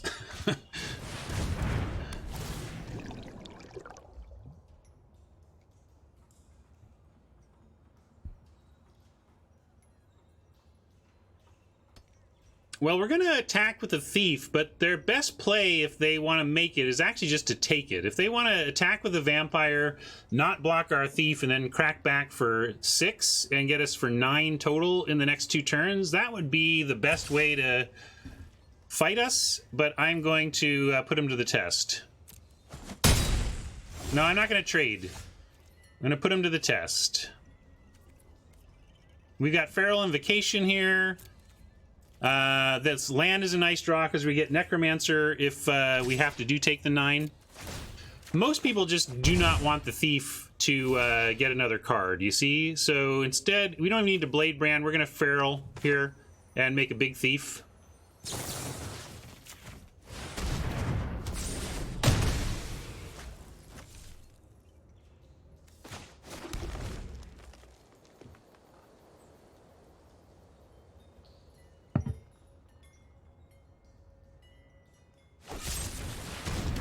Yeah, they gotta murder it now, but we got great value out of it.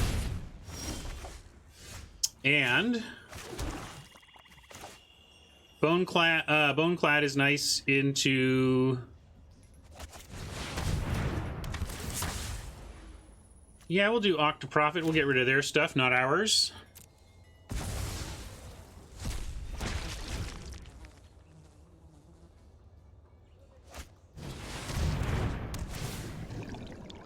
If they attack here, we'll probably trade off the zombie for the vamp, even though we have Reclamation coming.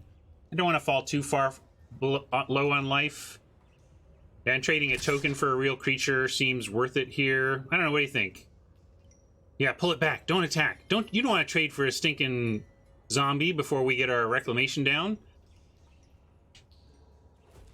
Ah, they did it. Well, the other thing is we gain life on that, so...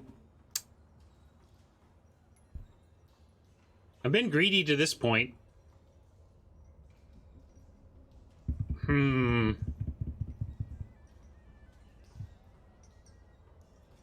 Yeah, Reclamation is for any creature. It's any creature. This would trigger Reclamation.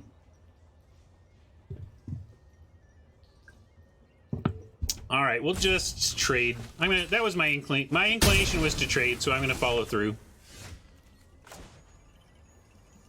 Yeah, there's a lot of things that give us life, but I just like taking care of that there. Now we can go Gargos and have Blade Brand and Rabid Bite. Get it while shields are down. If they kill it, we do have the Gravedigger somewhere in our library.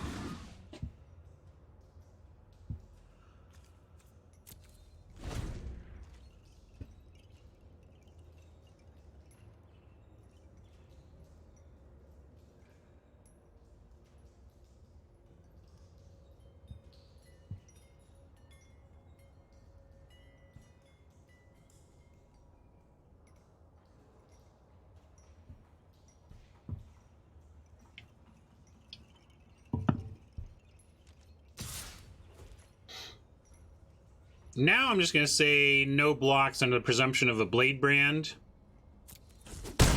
See, by blocking last time, Factorialite, we were able to use our resources this time. And take that attack. And then if they tap out here, they're in serious trouble.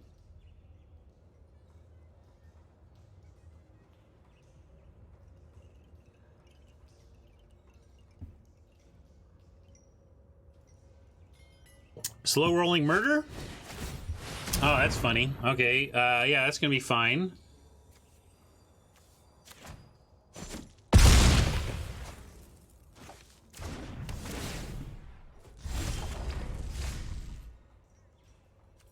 Interesting. Well, we'll attack with a Necromancer, and I think I'm gonna drop a Thief and a Vulture, and then we have Reclamation, and if we draw a land, we even have Reclamation Rabid Bite, Reclamation Blade Brand.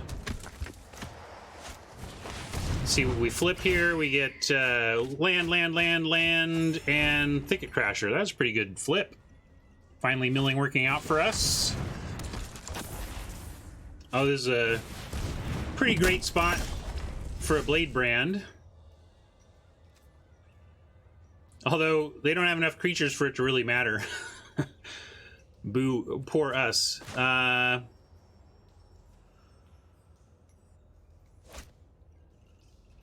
Let's do this. Leaving because we do this, we attack, we get a card. They can't really trade though, so we don't even need to do this first. Let's just attack.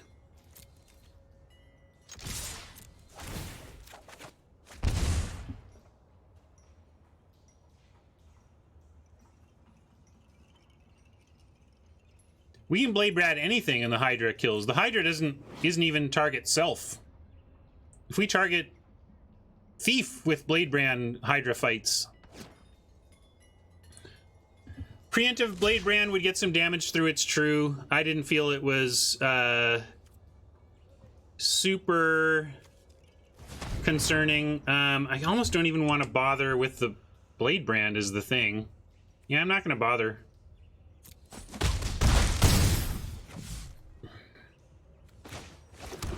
I'm just going to go to Reclamation now. And then when they get more, yeah, when they get more creatures out. In fact, I'm not playing the Blood Burglar because we may want to Blade Brand before we untap.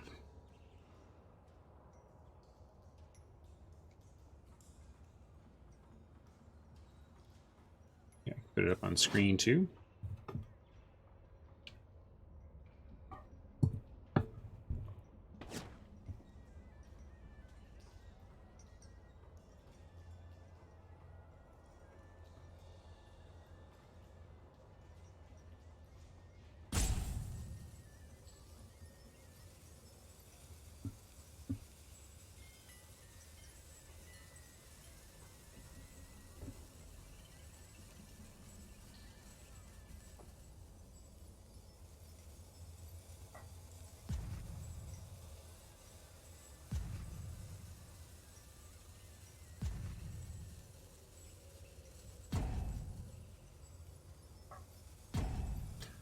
What's up, Oppo? You gone? Says the guy who tanks for 3 hourglasses regularly. Shut up, Ryan.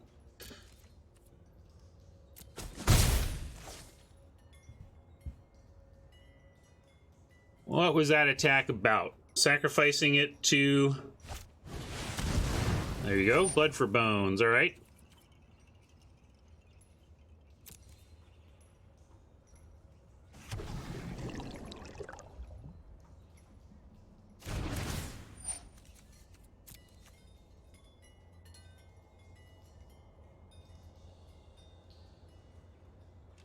So ideally we use Blade Brand to take out something during combat and then also take out another creature, but we're not going to be that greedy. We're just going to Blade Brand to cycle, and in doing so have Gargos fight the Octoprophet.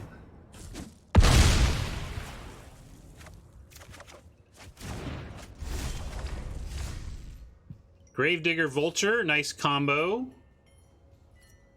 We'll attack first though.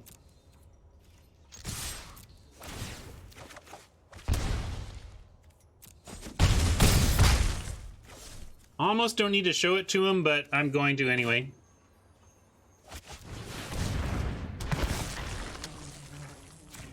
Just grabbing this so I can play it.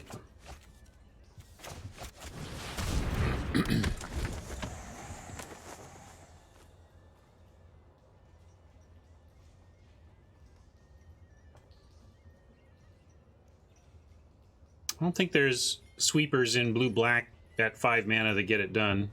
I don't know if there's in the set, but I certainly don't think there is at 5.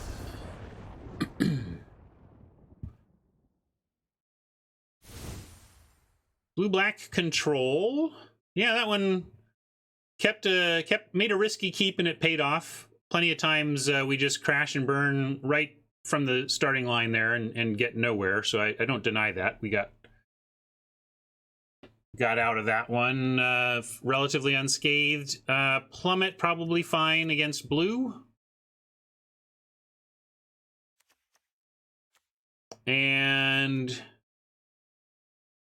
makes me want to cut an invocation. We burned them with it pretty good, so they're kind of going to be playing around it. Brian, you don't even want to run a Plummet against a known blue deck? Blue-black even? Black has some flyers, as we know. We do have a pretty good game against flying. Rabid Bite, a bunch of murders, and a spider. But I'm going to do that. Nah, I don't like duress against control without a specific thing we're trying to... a specific late game card we're trying to snag.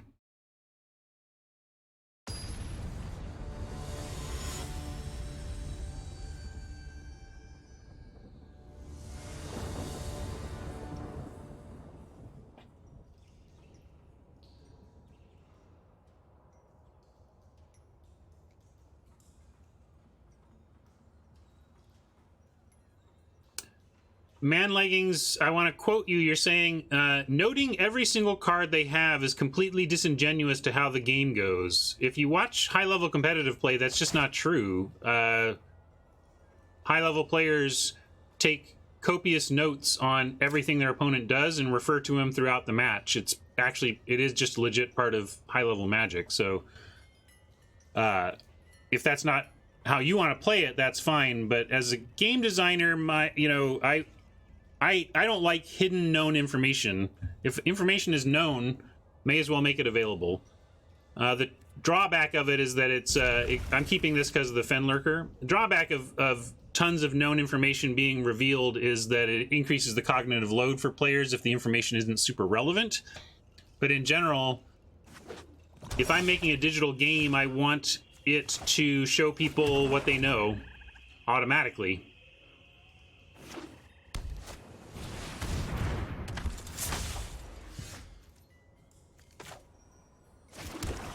Let's lurk. Putting together a decent looking curve out here. Fenlurker with Bladebrand hopefully gets something as well. And you're happy with anything taken out of a blue-black control deck hand early. They need everything. And they were on the play, so it's extra devastating. Frost Lynx is a good get.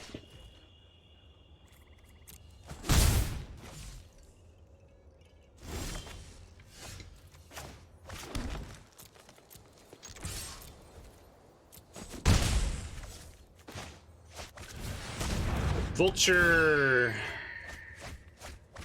3 creatures and a land, so we got some life out of it, and Necromancer can at least get something. But pretty good stuff we lost there. Too bad. Hopefully we will Fenlurker away that Lich. Well, actually at 5 mana we could both we could pump Fenlurker and Bladebrand it and take out something like the Sorcerer as well, so we can consider that. Probably just going to go for a second Vulture here, although maybe not. I think we want to try and threaten that Lich, so actually I'm going to keep the Bladebrand available.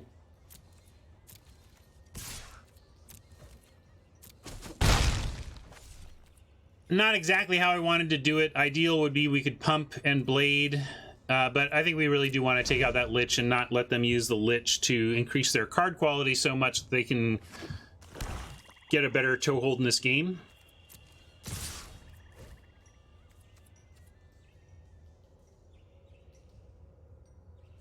You think they're on murder? Ugh. Well, you know what? If they're going to trade our murder... We already got value out of the Fenlurker. If we literally trade Bladebrand for a murder out of their hand, that's okay with me.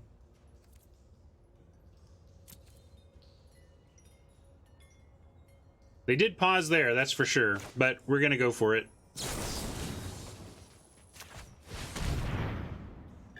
We're at least making them murder a Fenlurker, right? That's actually just not that bad. Unsummon. Unsummon's not that bad, you know? They don't get this card. And we get to re-tag him with a Fenlurker? I like it. We get a Vulture as well? Sure.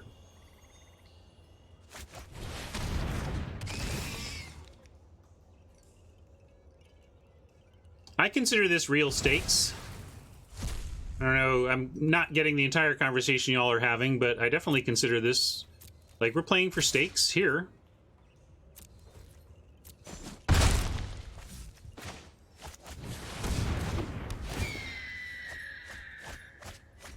Bunch of lands and our altar.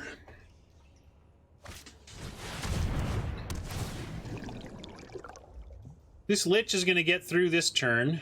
I mean, we could double block and trade a Vulture for a Lich.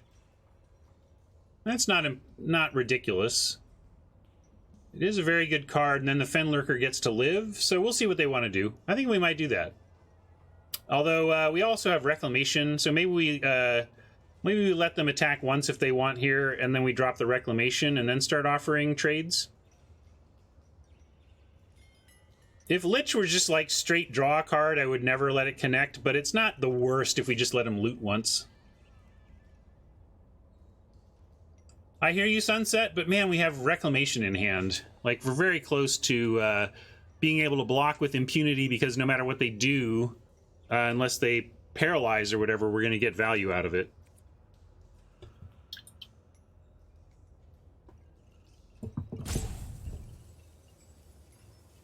Oppo running the same math. Do they want to trade that Lich for a Vulture? They probably do. I think if I'm in their spot, I go ahead and run it. You either get rid of one of the flyers that's going to slowly kill you, or you connect and get some card quality improvement.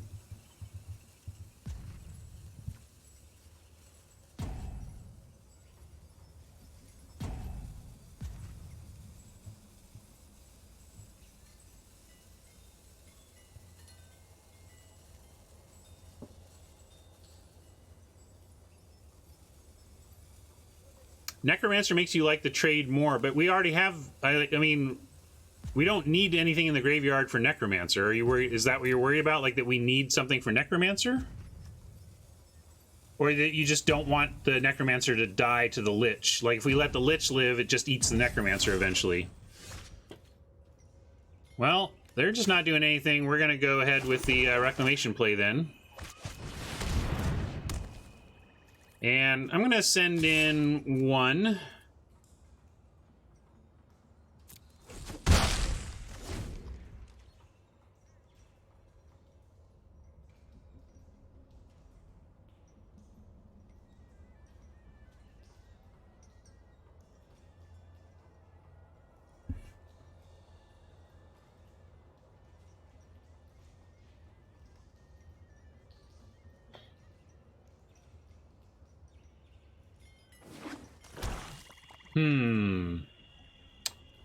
Interesting line of reasoning, Sunset.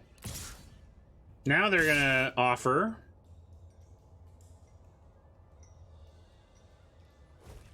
okay, not attacking with a sorcerer makes me think that we can go. I'm gonna do the block we intended.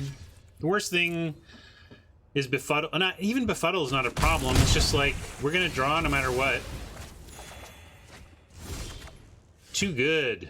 Too good. Let's see. Do we have a... We have our thieves still available.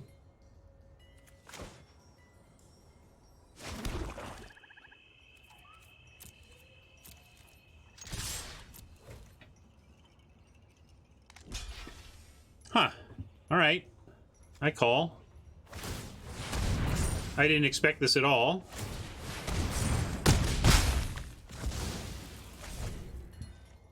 But I'll take that.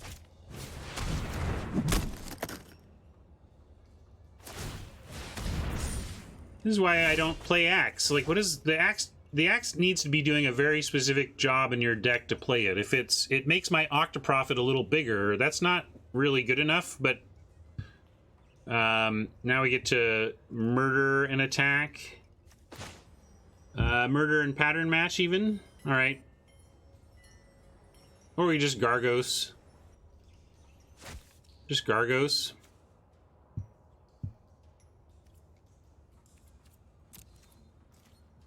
Five, 6, 7. Yeah, that's fine. We'll just tag with everything. If they want to block the Lurker, go for it. It's good for us.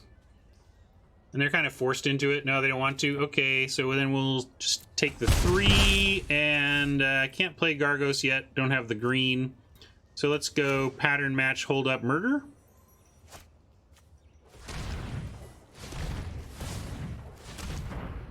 Or maybe just Boneclad. Nah, yeah, we'll Boneclad. That means murder is down. We don't leave up murder, but I'm okay with that. We're not in any danger here.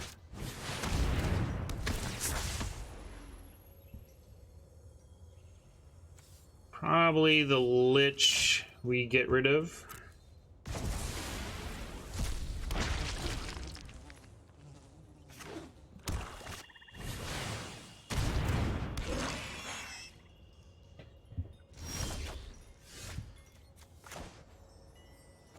Six, seven, eight.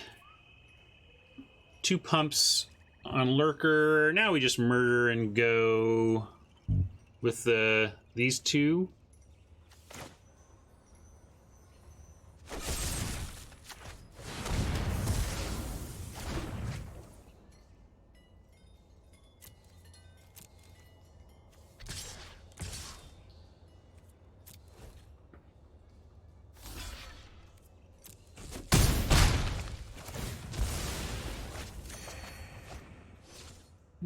Brontodon is even bigger than a oh, we got auto tap screwed though. Oh well.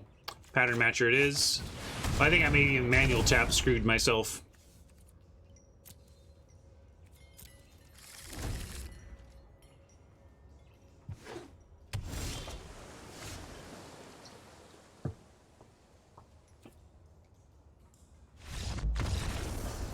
All right. Picked up a win. All right, we can do a little AMA now. Seems like chat is abuzz with a given topic. I'm happy to offer my perspective for a moment.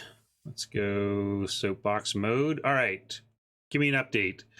Note-taking. Haven't tried it before, but might draft paper tonight and give it a try. Is there a good method for starting that practice not getting overwhelmed? Well, if you're note-taking, ask yourself, what are the things that you need to remember that you ask yourself in sideboarding, and only don't take a note of everything necessarily. Like, I don't think it's necessarily important to write down that they played a Centaur Courser, right? But I think it's important to write down, if you're me, their colors. Like, I forget what colors my opponent played. So like, okay, they're blue-white, right? Okay, they're blue-white, blue-white flyers or whatever. So I would write down the types of creatures that you would want to sideboard against, so or that have an impact on the board that you need to remember, like Fathom Fleet Cutthroat, for example, right? That creatures that are effectively a trick in and of themselves is something you should write down and remember, and any instance and combat tricks they have, because basically what you're trying to do is help yourself sideboard more effectively, and you're trying to help yourself make in-game decisions more effectively, and you do that by noting the stuff that you're going to want to play around and noting the stuff that you're going to want to sideboard against. See you, Brolas.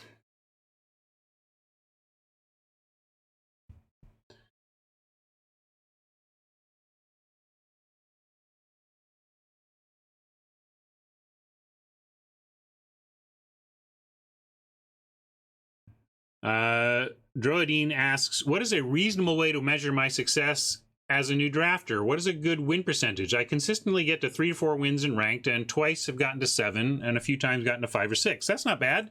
Well, what I do is I personally, because I don't think the in-game ranking system is a measure that matters to me, I keep my own spreadsheet. If you're that type of person, I mean, you can just play and try and get better and not worry about your actual number. I think kind of reminds me about a little parallel here. My kids are learning to drive. You know, I've got a 16-year-old and an 18-year-old, and the 18-year-old didn't want to learn to drive at 16, and she's coming around to it now. So they're taking a driving class together, and they're very obsessed with the exact number of their speed limit. They don't like that my car has an old school odometer that shows, you know, like the 5 and 10 and 20. Anyway, they have to look like they can't figure it out. Whereas when they do a drive at school, they get the actual exact number on screen showing that they're going 53 miles per hour or whatever. And my message to them has been, look, the number is not what's important. Your process on the road is what's important. And if you are staying a safe distance from the car in front of you, leaving ways to get out in a tricky situation, and not driving obviously too fast to control yourself on the road, you don't even need to look at the number. You can really just focus on being safe on the road, right? And that's been my message to them, and would be my message to anybody especially new, who wants to start tracking their data. You don't have to. Look at my spreadsheet. I love tracking data, but it's something that kind of fills my soul to do. Like that's how I'm broken or whatever, is that I get obsessed with data and use that as something that makes me happy. But if tracking that kind of data doesn't actually make you happy, I would really suggest, as a newer drafter, don't worry about the number. Focus on the road, right? Don't worry about your exact win percentage. Focus on how your game decisions are turning out and what you can learn from them, and where your picks are different from streamers you're watching and draft videos you watch, that kind of thing. You focus, you keep your mentality there, and your win percentage will go up. And I would only worry about win percentage when you're good enough at the game where you're curious how good you are. I'm not sure learning numerically how bad you are is going to actually help you. Which is not to say you're bad. It sounds like if you're winning 3 or 4 times per ranked, you're probably over 500, right? If you're mostly clearing that 3-win gap, because mostly you should win 2 or 3 times. There's also, you can also look in those in my spreadsheet for EV tables that will show you how often you can expect to finish with a given record. All right, I'll catch up on some other questions.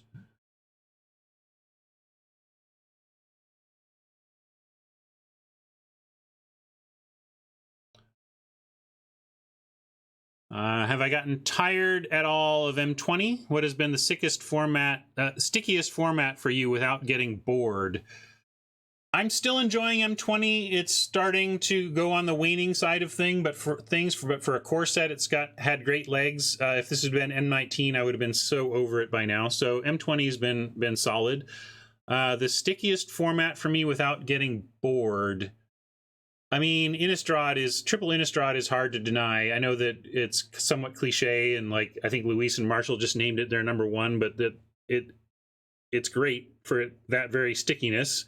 But mainly, if I can cheat, I'd just say various cubes. I like cube drafting because it changes all the time, even if the cube doesn't change, but then the cube itself changes all the time, and so I like that a lot.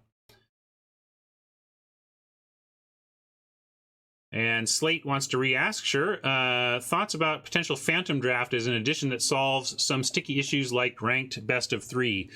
I've said this before. One thing people have to understand about Phantom Draft is that the only place where it really makes any sense on Arena is for something like a cube experience, or something where a pack contains more than 1 rare mythic, frankly.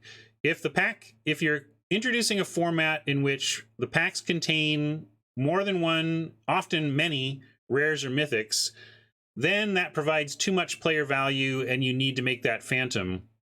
Phantom as a mode for something like this that we're in right now, traditional draft, actually is not a great choice for them, because it would be WotC revealing that the value of boosters actually isn't that high, or the value of cards isn't that high, which is to say that you may be thinking, well, or let's actually leave this and go to a place that has a buy-in.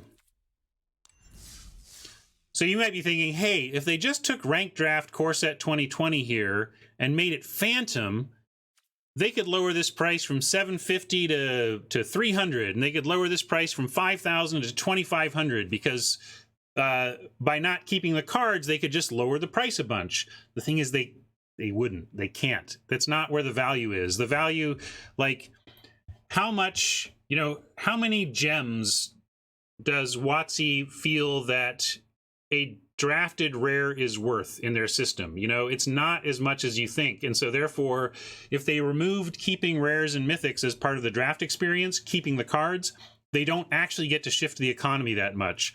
So I don't really see them ever making a Phantom format in like ranked or traditional or anything that's using just a straight up normal standard booster. I would not hold my breath for Phantom drafting of standard boosters. However, if they introduce something like a cube, then it effectively becomes required. So that's my thoughts on that. Raptor asks, can you provide any insight to how the deck-based matchmaking in the play queue works? I've had some bad experiences recently, like playing super jank decks to complete a quest and getting matched against fully powered up standard decks. No, I don't know where it ended up. Where I was suggesting, and seems like where it started, was... and this is something I also worked with Eric Lauer a bit on before I had left, and it was basically a matter like, how do you create an algorithm that produces a rough estimation of a deck's power? And the way so without knowing the formula exactly, I'll say that the thinking before I left was to look at top decks in standard, like look at the highest rungs of the ladder, look at what's being played there, and then like you give a card a score based on the percentage of time it shows up in the main deck of a top level deck. And then also, but you also want to factor in rarity, because what's really annoying is losing to the fully fleshed out tons of mythics type deck when you don't have that kind of mythic wildcard availability. But most people aren't mad that you played a shock, right? Everybody has 4 shocks. So there's a certain, even though shock is ubiquitous and ultimately quite powerful in standard, it doesn't bother people to play against it. So you would incorporate rarity as that knob, like that people like, because the point is to have a matchup that feels good, and what feels most bad to people in a casual matchmaking situation is a disparity of rarity, disparity of mythics and rares. So they kind of focus on that, I think. But then there's also just win factor. You don't want a good player camping out in the play queue because they've kind of solved the algorithm for themselves, and they have this thing, they have a deck that performs really well but gets paired up against worse decks, and they just crush. So another factor of matchmaking in the play queue has to be win percentage. You do actually want to, like, you can do that either by tracking the player's rating within that queue only. So if you just wanted to look at their play queue elo or matchmaking rating, you could match based on that. Or you could be pretty simple and just say, what's their net wins and losses in this queue? And so then when you're +7, you start playing the other people who are +7 or whatever, and eventually it works everybody down towards net 0 in terms of wins and losses.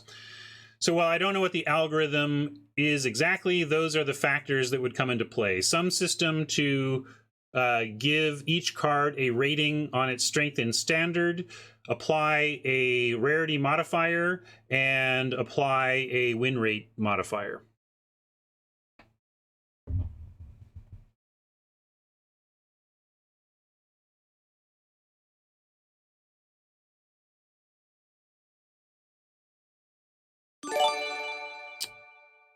Sorry for my silence. I'm catching up on chat here. You can check in with me again on something, but we'll get back to drafting shortly.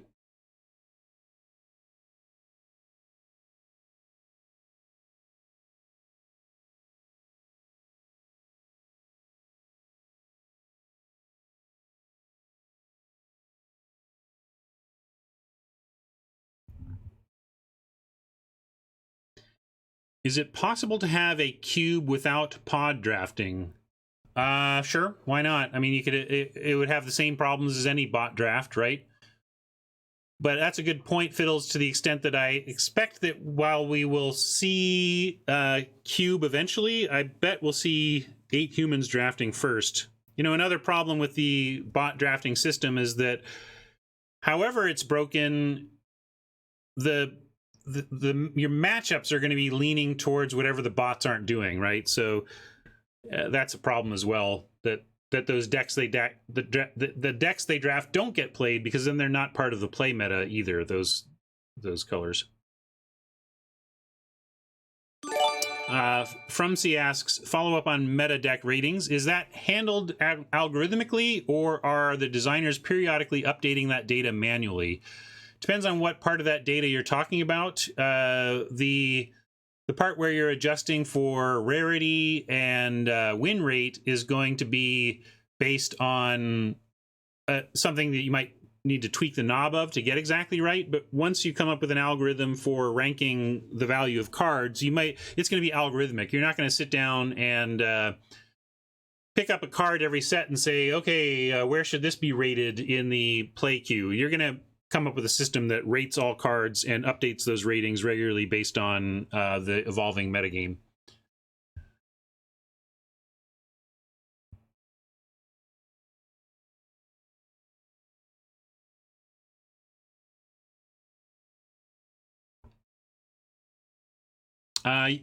Medium wishes there was more incentive to play with friends in the system. That's, if I had to predict the next big update that's going to piss off people who just want things that make gameplay better, it's going to be a big social upgrade. I know that social was considered hugely important when I was even still there, and I don't think they're going to take off the beta tag until they have a really solid buddy system, clan system, whatever it's called, a way to group players by friends and have meaningful activities for them. I think that's high on their list in the building.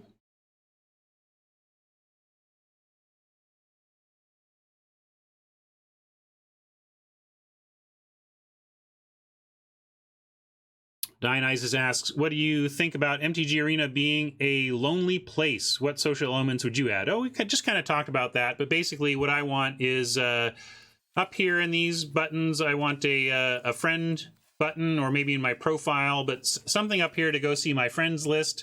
I want to tap on it, click on it. I want to drop down showing me, this is just bare minimum. I want to drop down showing me which of my friends are online and which ones aren't, and I want to be able to tap on, I want to be able to interact with that list and quickly and easily challenge my friend to a constructed match via that interface. I mean, that's just the baseline starting point. But then from there, I would like the ability to name our tribe, our clan, whatever you want to call it, and I want to have relevance to that, you know, what are, you know, have clan versus clan battling competitions, and I want to see the ability for 8 players to join a draft together and then play against each other. That's a stretch, because again, that involves round-based pairings, which is another feature I keep calling out as being one that is probably a high priority in Wizards if they want to get Arena to the point where it is handling competitive tournaments. You have to get to a place where it can handle Swiss pairings and round-based play, which it doesn't do right now. But I would like to see a feature where you can buy a draft for your buddies. So you hop online and I'm like, drafts on me, everybody, we're going to draft here. And I throw some gems at it and we draft together and play together and do prizes and everything. So, all right, I think I've answered enough questions. Let's get back to our draft.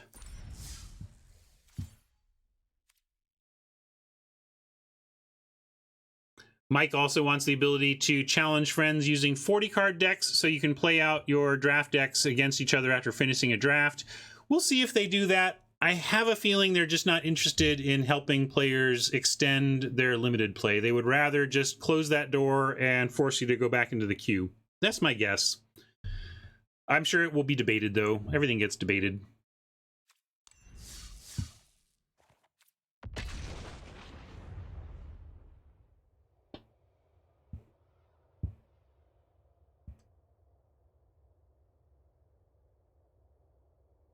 You'd settle for my credit card number?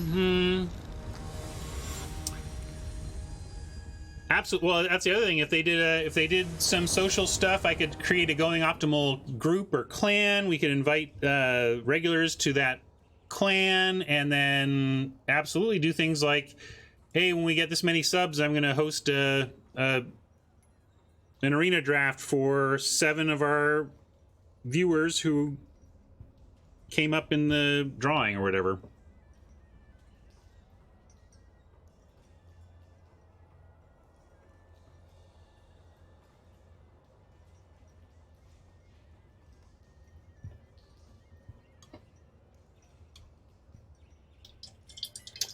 I am out of beverage and wondering, oh, our opponent is choosing whether to play first or not? That's a long tank for that decision.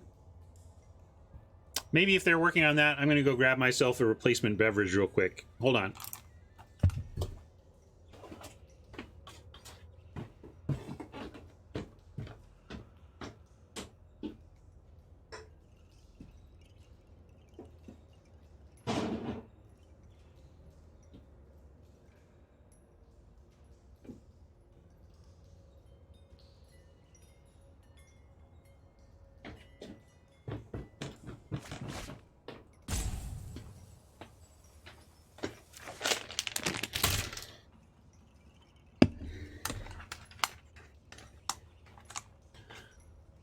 Well, we need some land, and currently our pattern matcher doesn't match anything, but I'm going to keep this with the Vulture, on the strength of the Vulture Gravedigger combo. And we have both of our colors, so that's nice.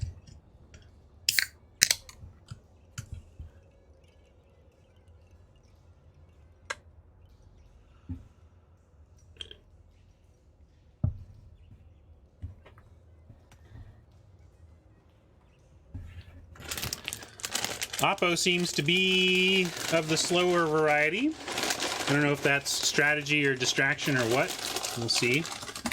I'm not going to be making it to GP Vegas. I don't have the budget for that right now.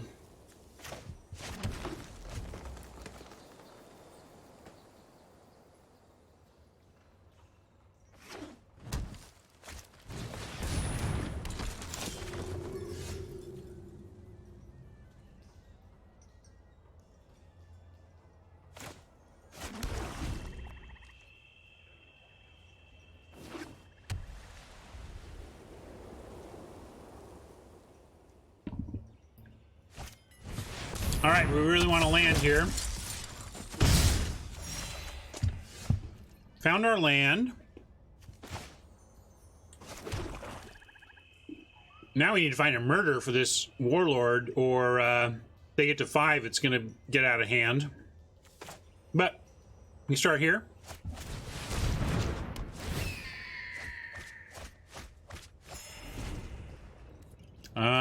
Maybe get Vampire back, and then we can block this thing. If we get Vampire back, we can also Rabid Bite, so I kind of like Gravedigger on Vamp right now.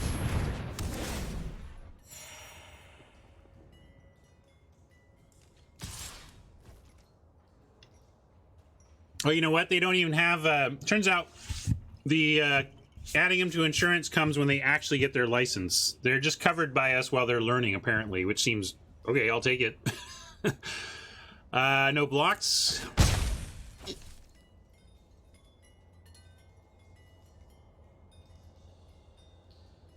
Are they working hard enough there, do you think? Oh, Dionysus. They are working very hard over there. No question about that. Ugh on the lack of land here. Well, we're just going to play another Vulture out.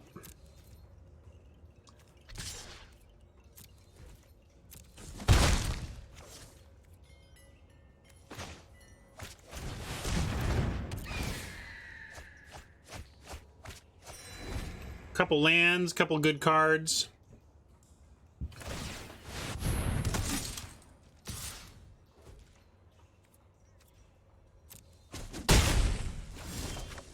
All right, well, I am going to grave dig back the Vampire, because that Rabid Bite allows us to kill the Warlord, which is going to get way out of hand here if we don't get it very soon.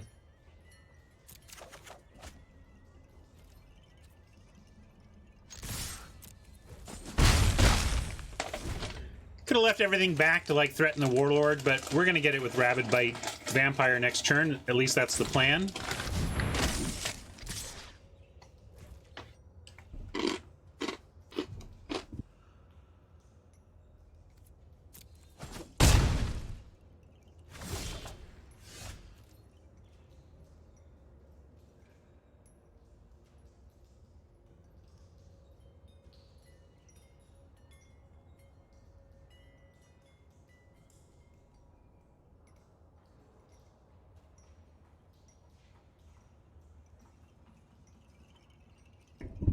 Thank you for my snack tolerance there.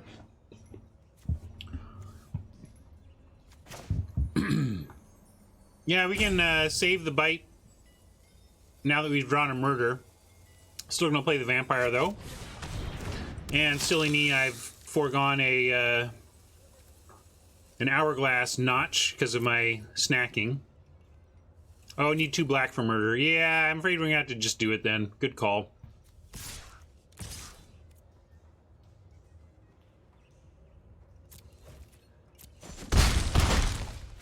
Yep, I'm not going to be Gargos greedy. We don't even have the mana for Gargos yet anyway. We're going to do this while we can. We can't let him sit here making Making endless tokens.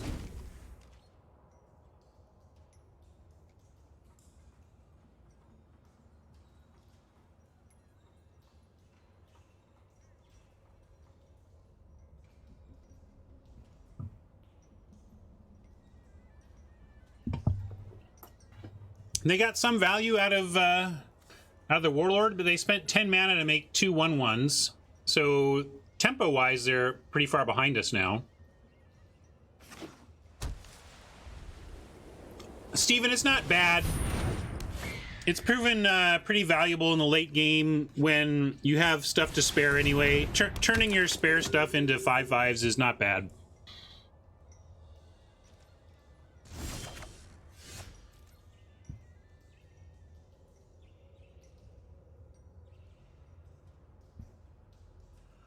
Bunch of chaplains.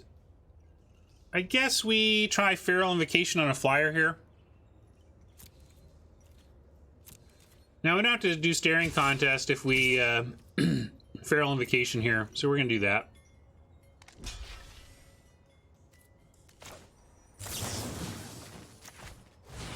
Then we have 6 damage in the air actually if they don't have anything, and we have a 2-turn clock unless they turn their chaplains sideways.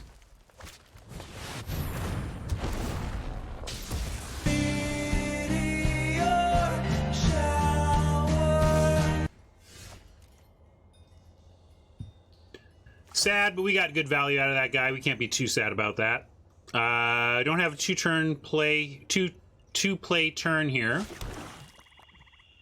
We can play our own pattern matcher for no value, and it at least threatens to block literally everything they've got. So while our clock has slowed way down, it's still solid, and we're gonna work on our 6-turn clock.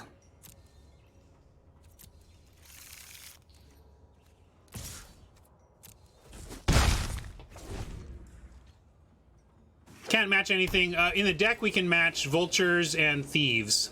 And unfortunately, we did not have that here.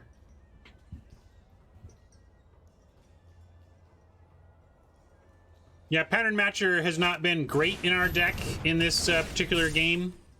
In this particular deck, it only has a couple of targets. But man, the targets are good, and when you can get them, it's still nice. And I find a 3/3 to be a very relevant body in this format. It tends to be a pretty important part of the ground game.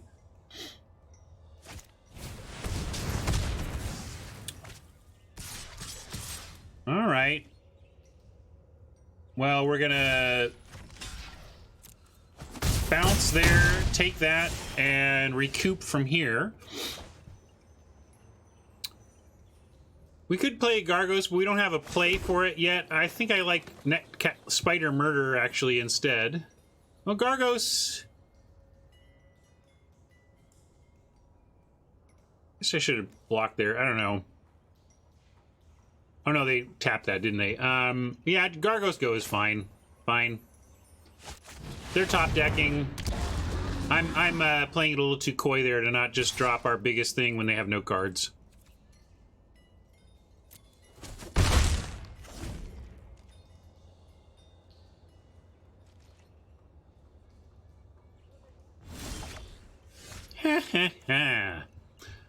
Alright then.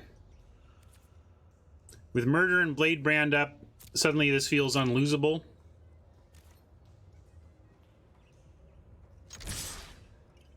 But let me make sure I'm not stupid and then lose. This is going to stay back and block. Yeah, we're fine. We can send in everything.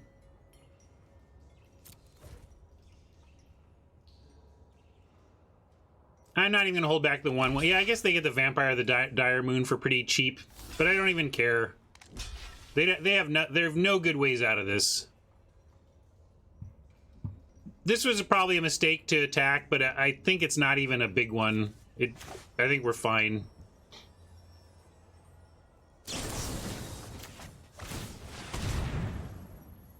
Here, look. We'll save it. Will that make you happy? Actually, I don't even want to. We'll take out the Golem. I'm not going to save the 1/1. It's fine.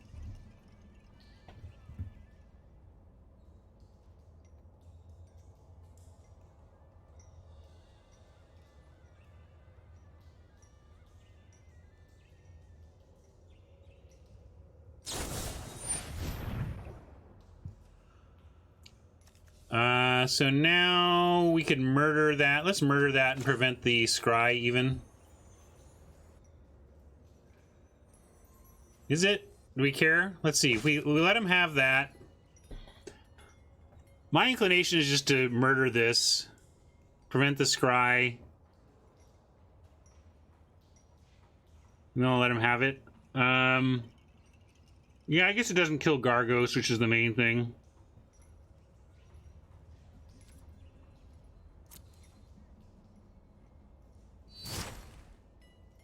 Yeah, I don't think we care about much of any of this.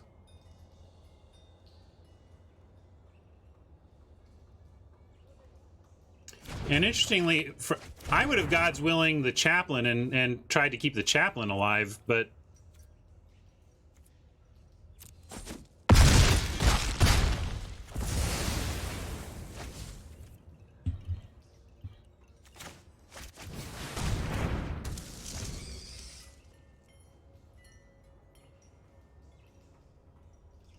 play a spider. I mean, our only other choice was to hold up murder.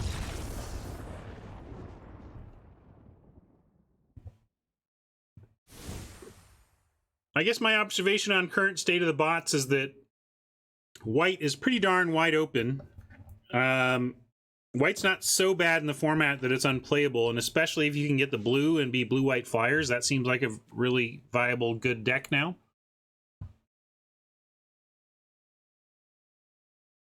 Oh, Jason wanted to play around cleansing. Well, we had the follow-up Necromancer, so I wasn't too worried there.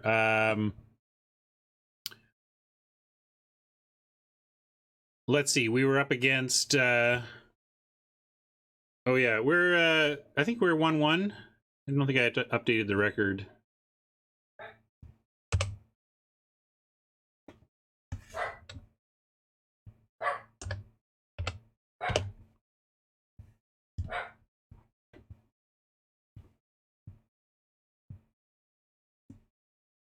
Yeah, white seems very viable on Arena right now.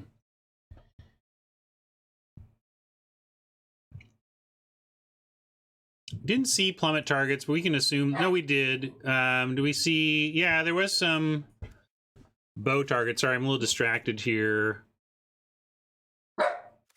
Is the bow worth it? We could do this. Rocket, that's enough, buddy. What's up? What are you worried about? We're all good down here.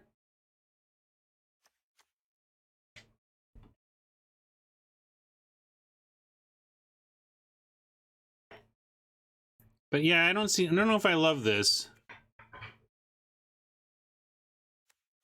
I think I'm gonna let it time out and run it back, actually. So this is an intentional timeout rather than resetting. I was exploring whether I wanted Cutthroat Bow, but I don't think I do.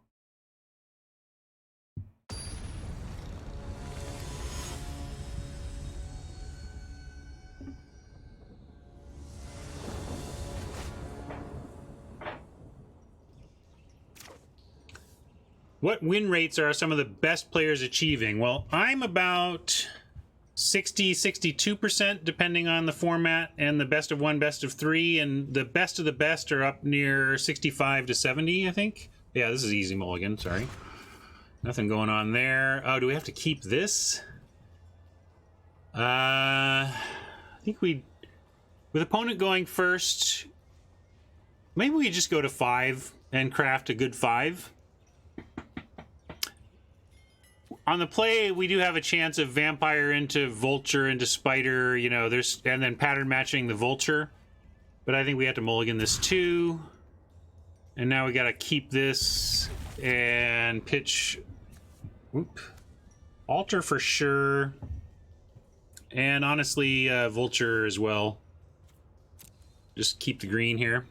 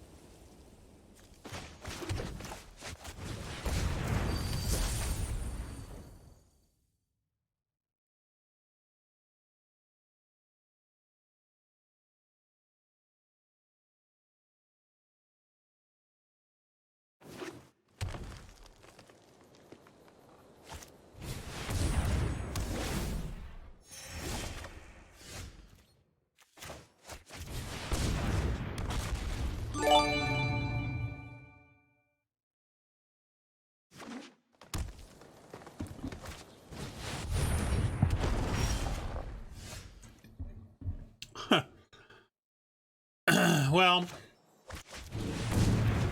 I can trade Bronte for Stone Golem at any point. I never heard of ya, a rap burglar. Beto Brad, hello. Thank you for that sub.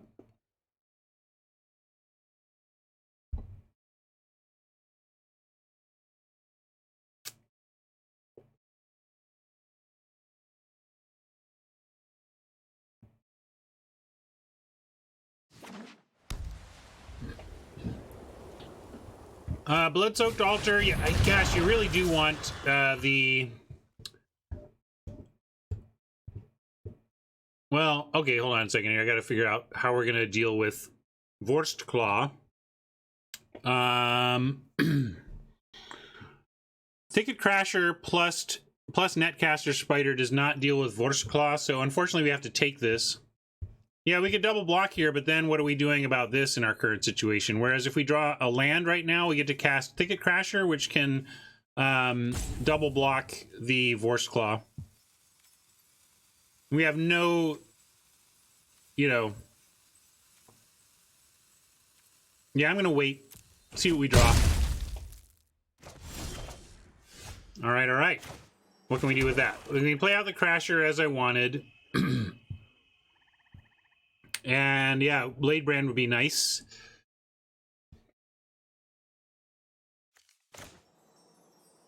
But I think we just have to do this.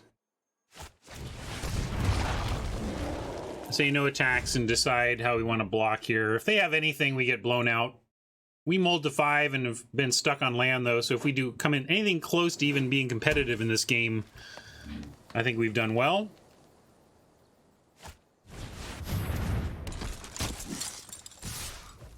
All right, so the sad part here is that it's a straight, like if this were a 4-4, it would be a 1-for-1, and that would be amazing. It's not, and if we 2-for-1 ourselves here, we're left with just a 2-3 and some 2-2s on the horizon. At least a 2-2 plus a 2-3 represents a 1-for-1 against the Stone Golem, and then we can get the Sentry after that. So it's not a great plan, especially if they have other action up here, but if like these are blanks and they're blanks on top, that is a plan at least. I don't think we can afford to just not try and take out the Vorst here. Now, if they do have a trick or whatever, we're deader than dead, but we're going to start here.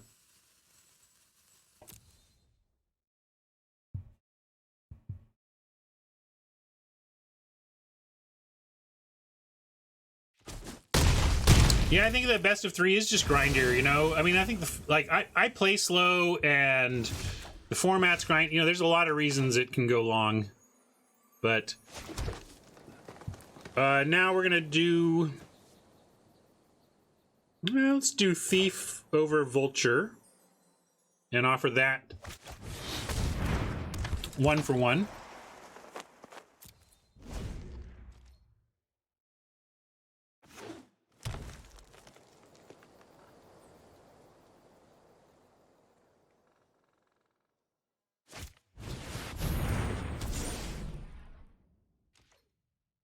Not like this.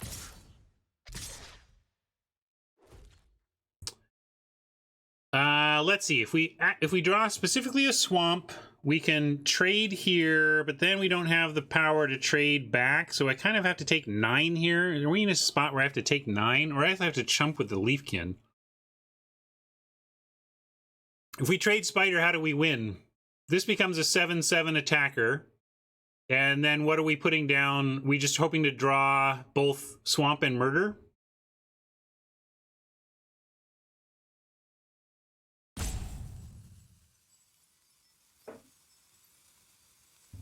Well, we have Leafkin, but for green. And...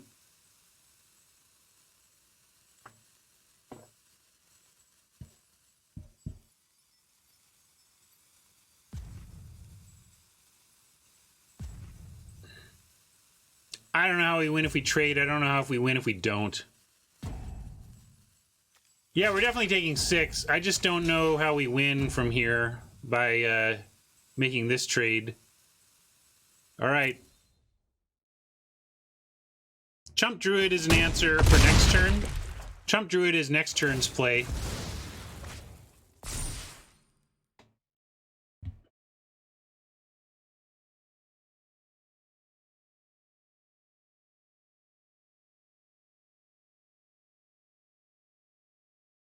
Well, we need more than murder. We need murder and a swamp. All right, Gravedigger gets us back Bronto. So that's actually good enough. So good. We got there on that. I'm going to go ahead and attack with the Thief. Oh, right. Careful, careful, careful. Still might want to attack with the Thief. Do we want the card anyway? I guess we can wait. No need to do it.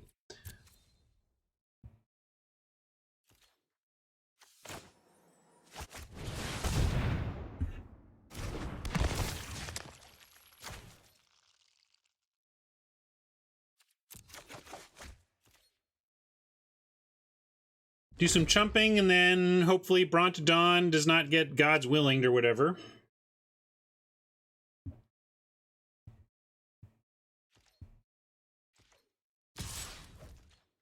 And we could chump with Druid or Digger, but Druid, if we draw the right... we want the mana for getting to our 6s or whatever. So we're going to chump Digger.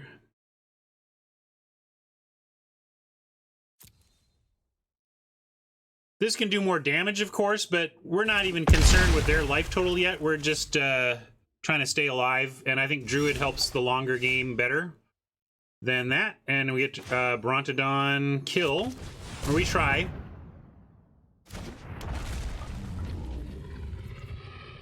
I'm gonna do this now, so in case there's a God's Willing, we need to know if we need to leave stuff back. Also, by killing it, we allow the Thief to attack anyway, because they can't untap. Alright, looks good.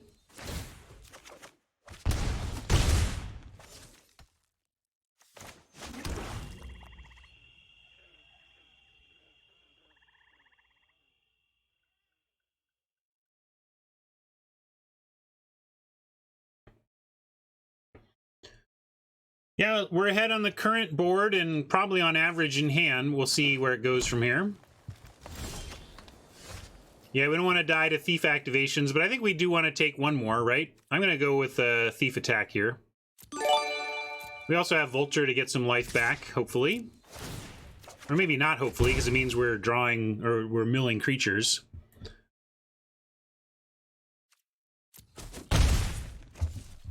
I'm just going to go with Necromancer here. Get rid of this Vorst.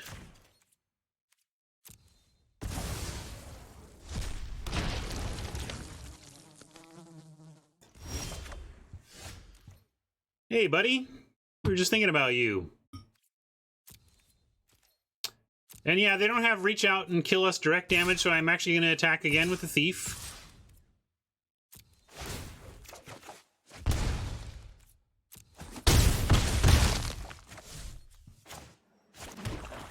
And I suppose they could have a sweeper, but we're going to present lethal. We have murder backing up a presentation of lethal. You got to do that. You can't play around planar cleansing when you have a murder-backed lethal presentation.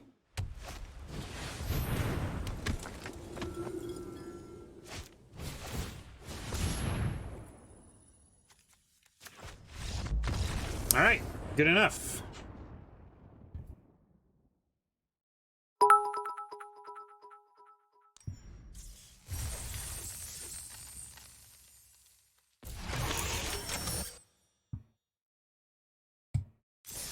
Great. Made it to gem. Got some gems back. 800 gems is nice.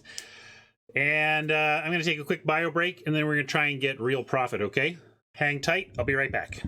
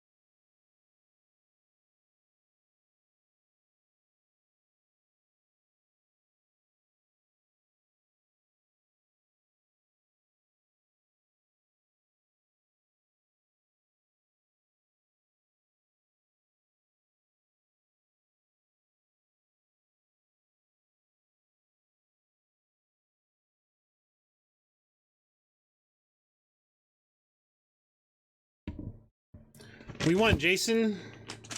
Screw beat Flood in classic form.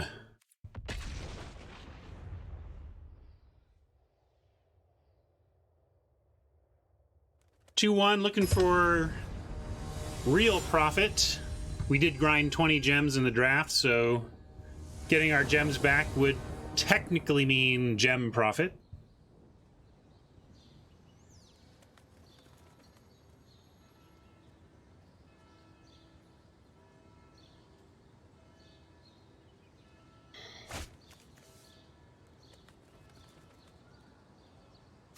We're going to keep this. It's not actually that great. You tend not to want to murder the things that show up right away, but we may have to in order to survive to Gargos, but we're going to keep.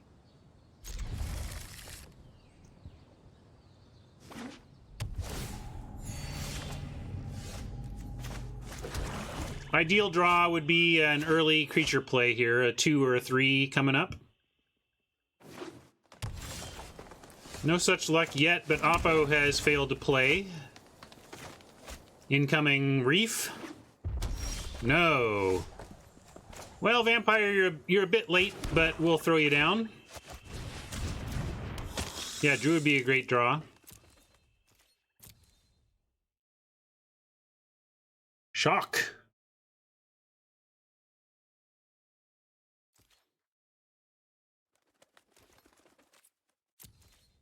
No, I don't want to cycle a Blade Brand in a hand with Gargos. But I would if I were pressed. You know, I'm hoping to use this for value, but I would use it for cycling if need be. But like, for example, I'm perfectly happy to just murder a Brawler. We don't need to try and get fancy. Just hold up Murder. Or just play a Thicket Crasher. That's fine too. I'm actually going to do that. Vampire still threatens the Brawler, so if they attack with a Brawler, we'll just throw Vampire in front.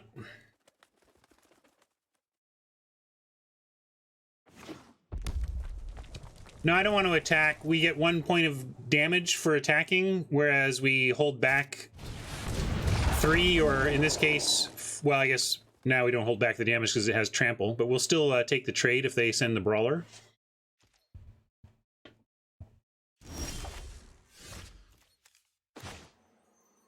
Murder, murder, murder! A murderous rampage, you might say.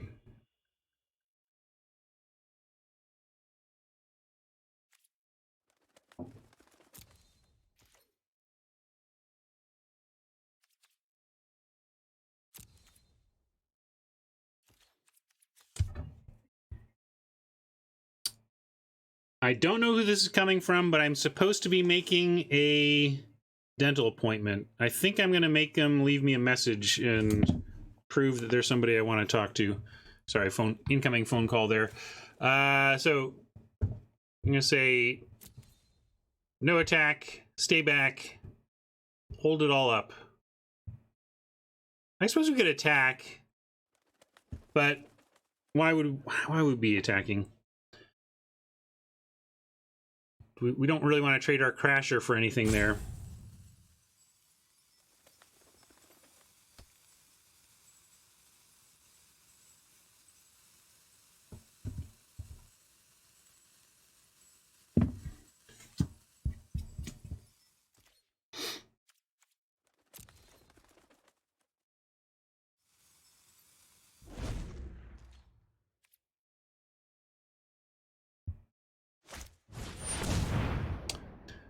I lost pretty cleanly with a 5 murder deck. Sometimes you just have more murders than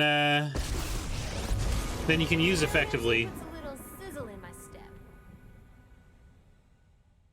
Vampire down.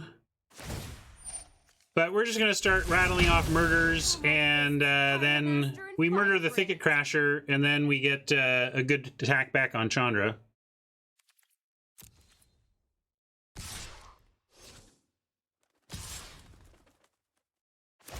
Interesting. Since murder is what we've got, I'm going to go ahead and use both. We'll murder here, and then murder Crasher, and get Chandra.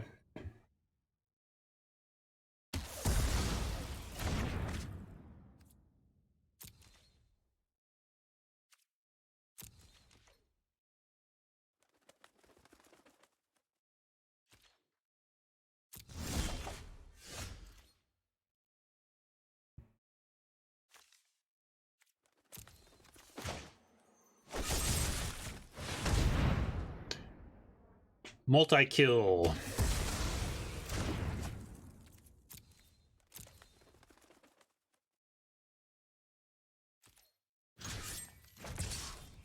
So they say they have a spell that says 4 mana, shock, gain 4. Not bad.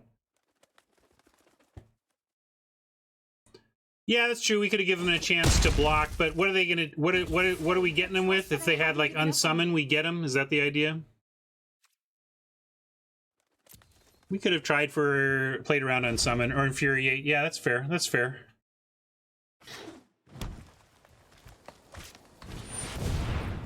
Look, we get another chance. Okay. I don't know if we murder again. Ideally, we get a forest and we just drop this Gargos.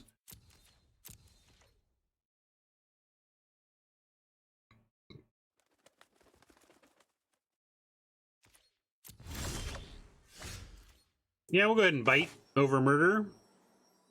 Bite seems fine.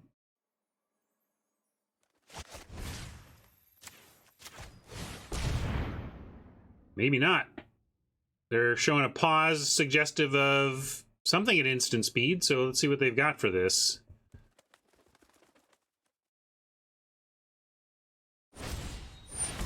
Huh. All right, now I'm gonna... Well, let's see. We could murder, but we could also just Blade Brand the Thicket Crasher. Like, if we murder here, we get to keep Blade Brand for Gargos, but if we Blade Brand, we get to kill this through the cycle. I'm gonna go with Brand. I think this is the better play. We can't even cast this yet. Let's find a forest before we make all these plans with Gargos. Hey, there's one. I think that's still great. And then we get Gargos down, murder up.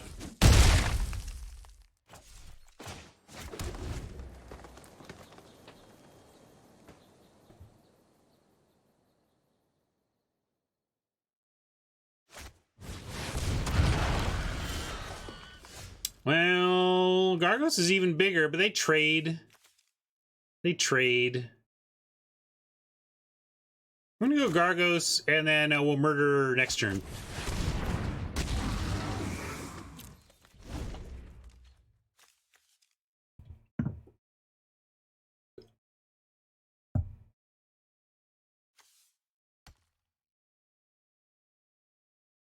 Yeah, Gravedigger. If they have something for the Gargos, we still can dig it back.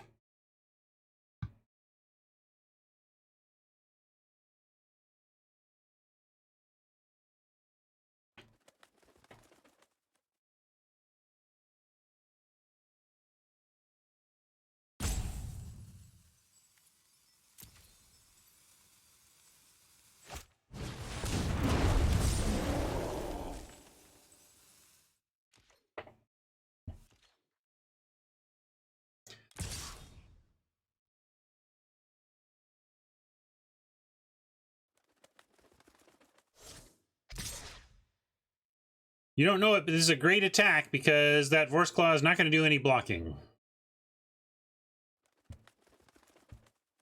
Do it, Oppo. You got the right idea. Good work.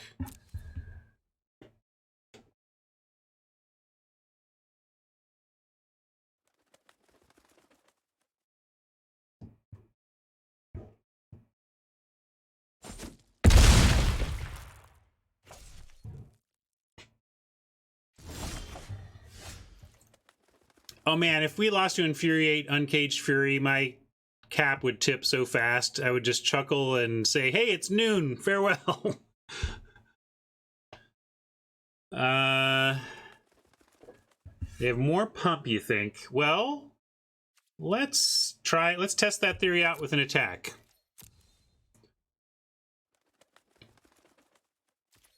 With Vigilance, they've given us a free reign to attack here. If they want to block with a Trailblazer and pump the Trailblazer, that's fine. We'll trade Crasher for Trailblazer, no problem.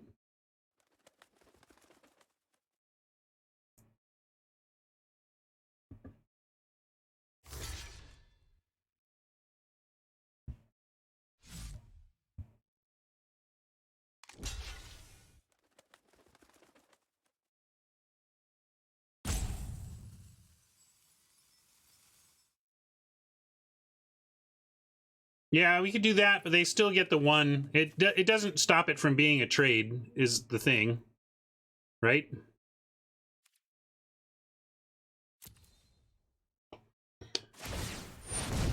But that'd be sweet if it did. No, we're just happy to get the shields down there, and they probably just give up to a murder.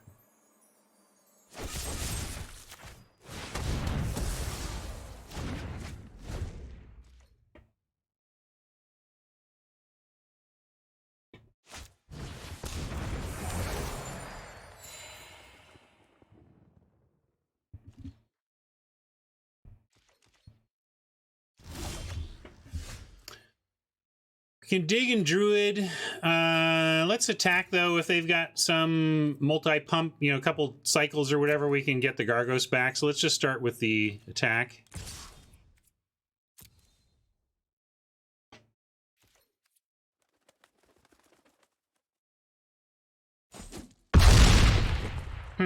Taking it. I'm just going to get Necromancer, get a couple bodies down. Yeah, we're on game 1. You can tell from the... actually, yeah, they're... Up here is the Oppo's game count, and down here is mine.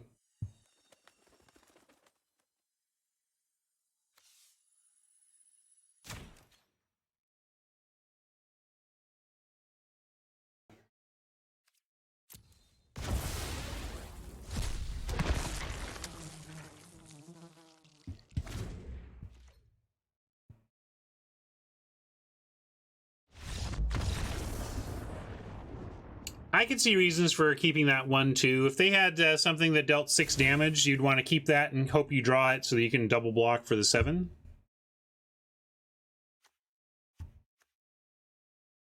Anything else change? Let's see, what do we want to change?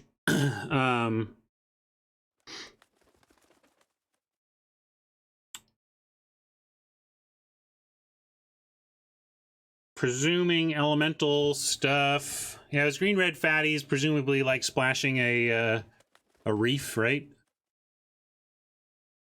We could do... Yeah, I don't see much that I want to do. Maybe you could bring in a growth cycle for something.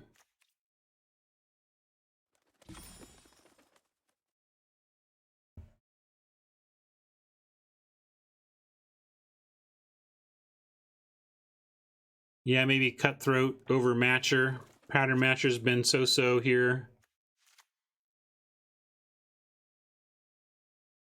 Yeah, I like that change. Cutthroat for Matcher seems good against Big Green.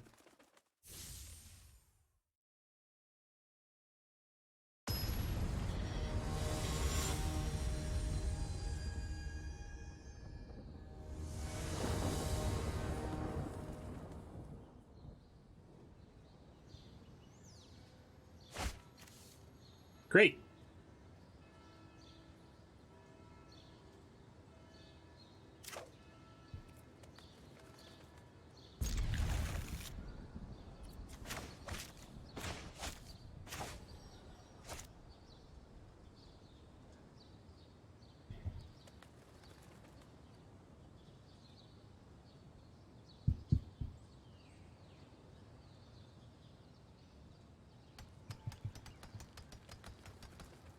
What you got, Oppo? Tough decision, I guess.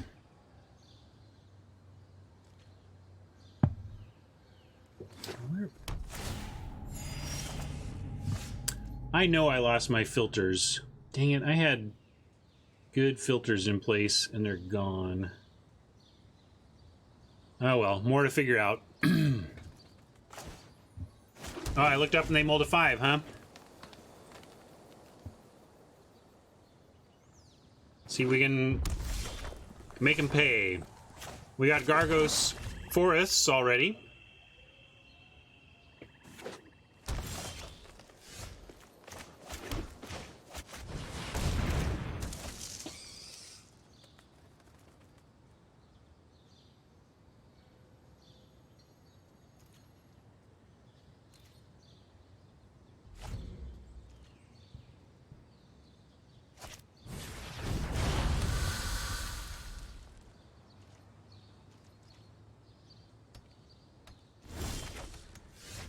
I kind of wish we had a swamp backup so we could murder in the case of tricks, but we'll attack.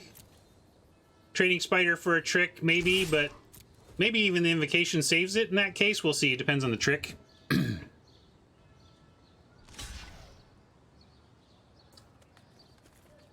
So let's see. They go 4-4 and we can beat it. Yeah, that's cool. We go invocation and it wins.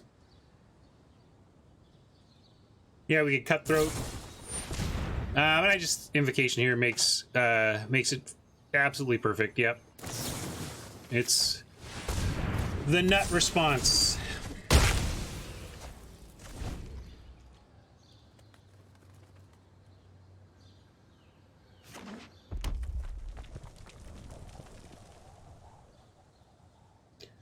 We 2-for-1 them on a mold of 5, so yeah, that's got to be good.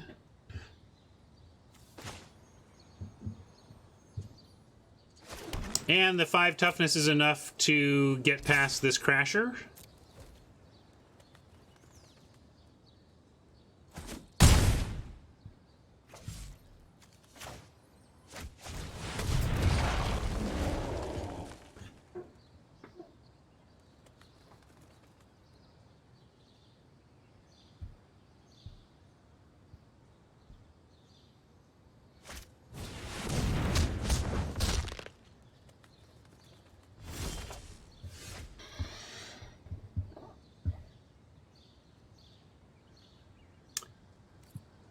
Well, we'll keep attacking. If they double block the 4-5, we get to finish off the brawler, so that's nice.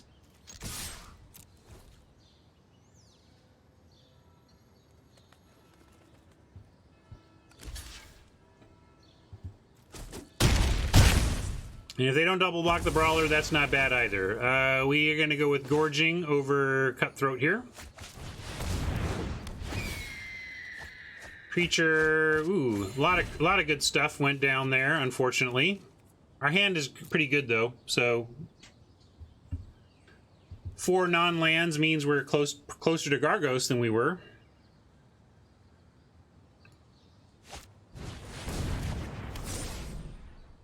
All right, swamp off the top now for the serious blowouts. I am not impressed by your rage.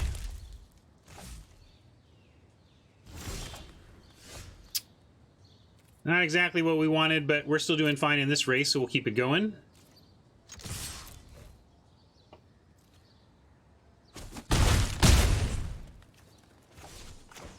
And we'll at least pretend there's something going on in black land here with keeping that swamp up. Now we at least have Gargos next turn, but obviously we're doing great just on board. I'm a little surprised Oppo has gone with the can't block. Maybe they do have double strike and pump that they're just long shot winning, long shot attempting to win with. Obviously going to go for the vulture here, but if we get a murder, we get a swamp for the murder, we're doing great. Probably just ignore Chandra and go for the face.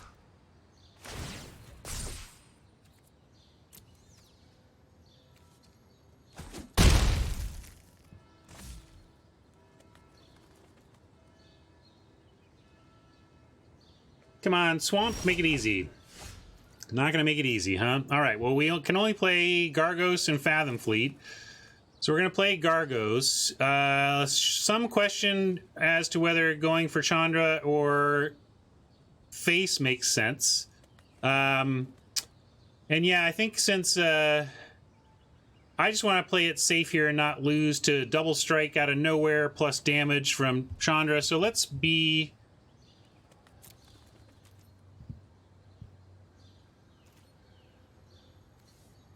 I'm going to be safe, and go at Chandra here.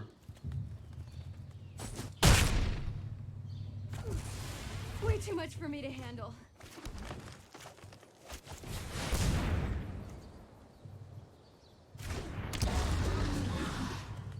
And if they attack here, which they probably will because they've put Maniacal Rage in the Brawler, we're going to throw the Druid in front. Yeah, we're going to chump with the Druid, not risk Gargos.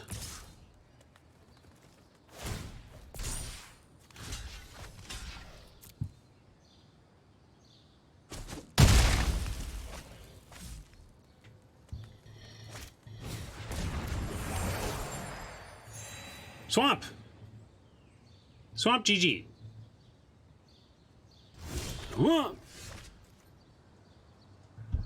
Or not.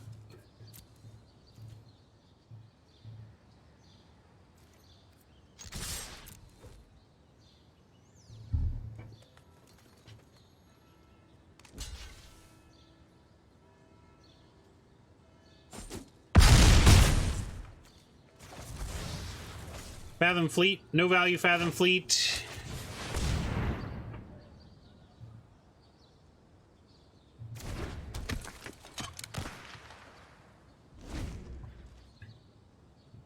Yeah, definitely playing the Cutthroat. No reason not to do that. Might just get an Exploding Planeswalker to make us not even have to bother chumping, but they're gonna do it. Technically, they could have Season of Growth and whatever, so we're gonna do another chump.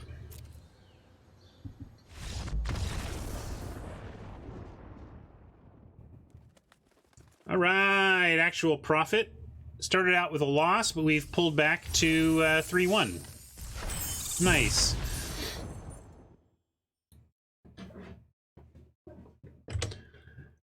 Let's see. It's a little bit late. Like tomorrow. If this were tomorrow, I'd already be off the air. Just a heads up. Tomorrow, I'm going to lunch with a friend and need to leave kind of between 12 and 12:10. So I got to get off the air right at noon. But because of that, we'll go ahead and plow through here and finish this draft one way or another today. Just checking my calendar, make sure I'm not forgetting something that I need to do this afternoon.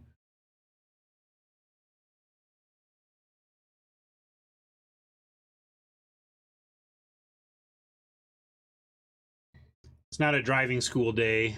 Oh, we're pretty wide open. Yeah. So all right, we'll keep going.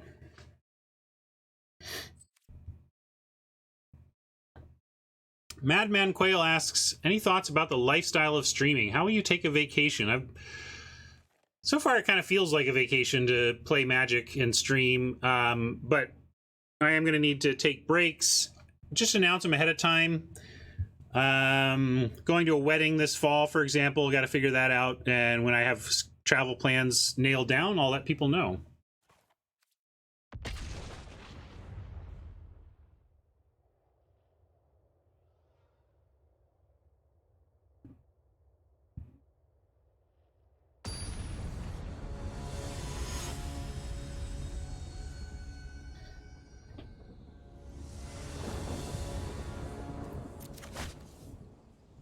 All right, we'll keep this. Oppo has mulligan to start.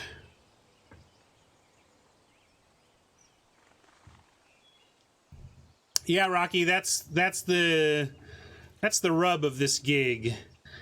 It snowballs, but only as long as you're pushing the snowball, you know? You take a break to stop pushing the snowball, you're accepting a little backslide. Great, we found another swamp, so we turn on our 3-drops and our murder, which is the really relevant swamp over forest part.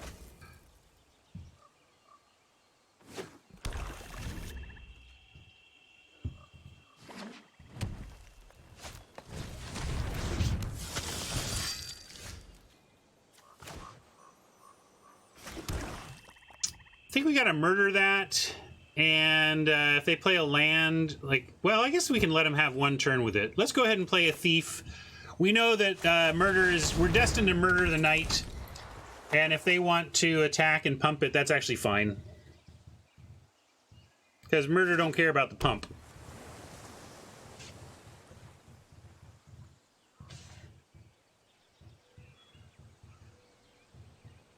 If they leave it back to block and leave up the mana, that's even better. We attack with the thief, they block and look to pump, and then we murder in response, so this is great.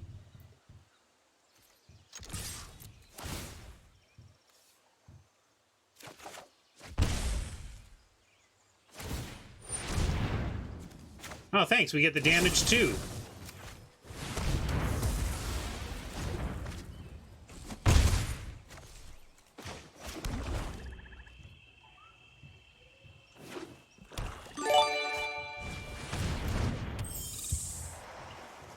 If we get a land, I was thinking of bite plus thief. They can't pump to kill this thief anyway, though, so we may get that anyway. Let's send in.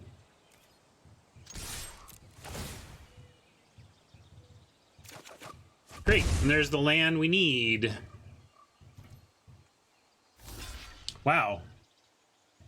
It's not going to go well for you if you're thinking pump. I got another murder. Easy game. Sorry, Oppo.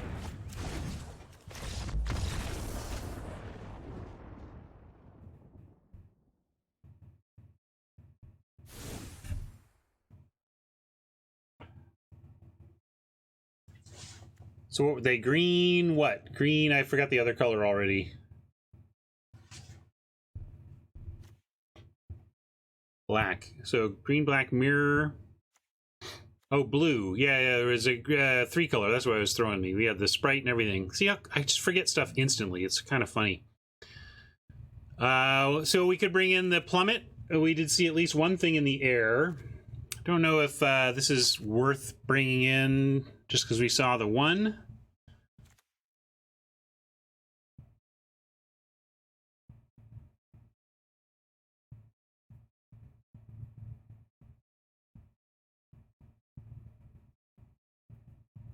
Could run it back. We could also switch the pattern matcher again, since they're green. That cutthroat option seemed good against green decks, so let's make that swap. Pattern matcher has been 50-50-ish on whether it's even finding a pattern to match this game, or this event.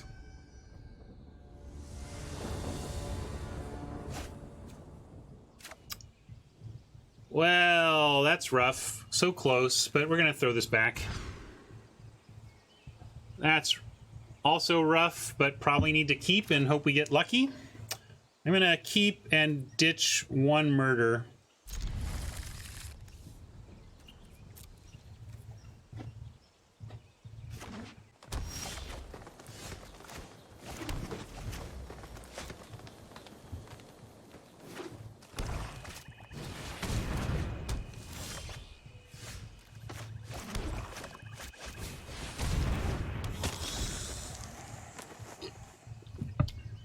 Never punished, says someone who doesn't watch my stream enough. I know you're kidding, Meadowhawk, but as a Magic player, of course, I feel constantly punished.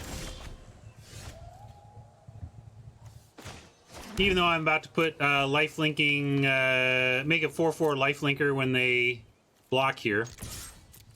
How do you not block? Maybe they're smart and they don't block, but I feel like they got to.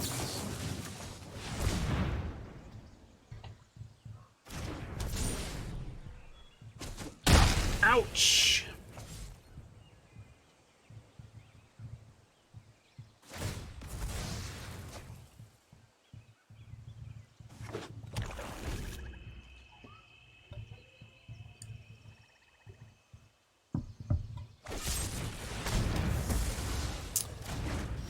David Vero, we still don't have our second black yet. That's why we needed to keep things in hand that were probably castable. Not throwing away Gargos, even though Gargos is also far away. So that was the idea.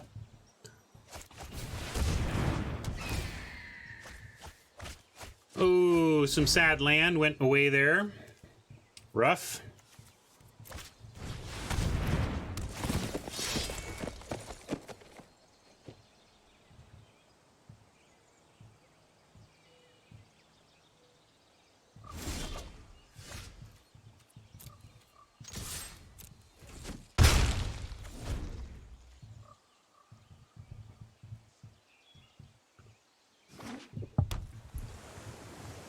I guess one way to look at it is, David Vero, if you say, okay, here we are, here's this opening hand, we got to get rid of one of these cards. What do we see as being the most likely to produce a win? You know, and what sequence is likely to happen here that would get me out of this? Well, we're just going to use a murder now.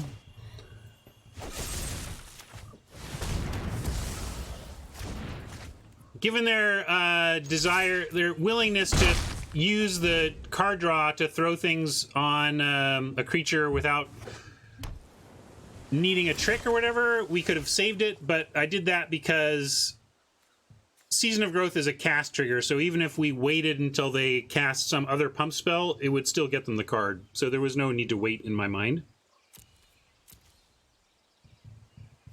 They got a lot of mana. Possible this gets countered, but wouldn't be that bad, so let's put them to the test.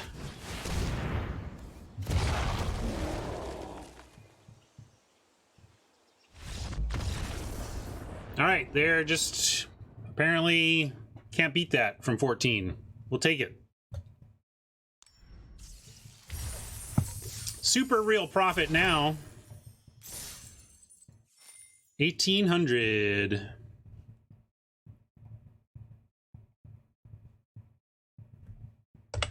Can we do it? 01 to 5-1? Let's find out.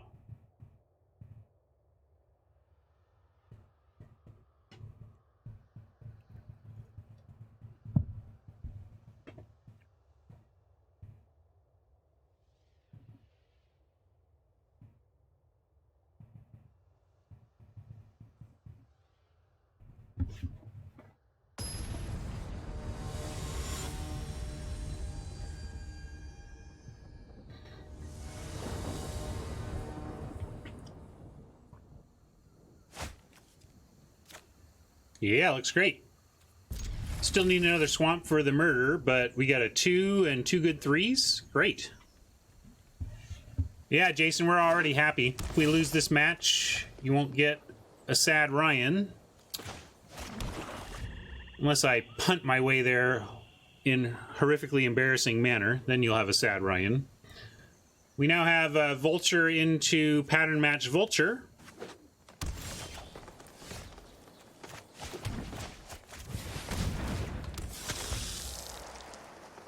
I don't know how to get into the fandom tournaments. Is that different from Twitch Rivals?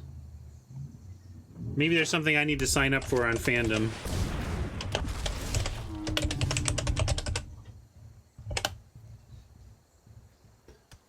Hello, Magic Nerd.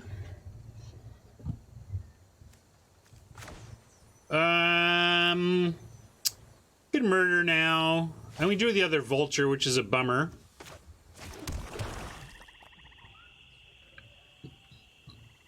I guess if we murder, we can get in with a burglar, which doesn't suck. Yeah, it didn't take long, Tron. They scooped pretty early. We had an early scooper in that one.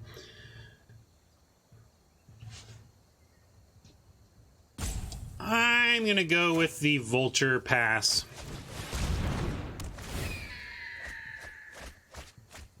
Ugh, a lot of good stuff, including our bomb, but we didn't ditch our Gravedigger, so maybe we find a Gravedigger and dig something sweet back out of that graveyard eventually.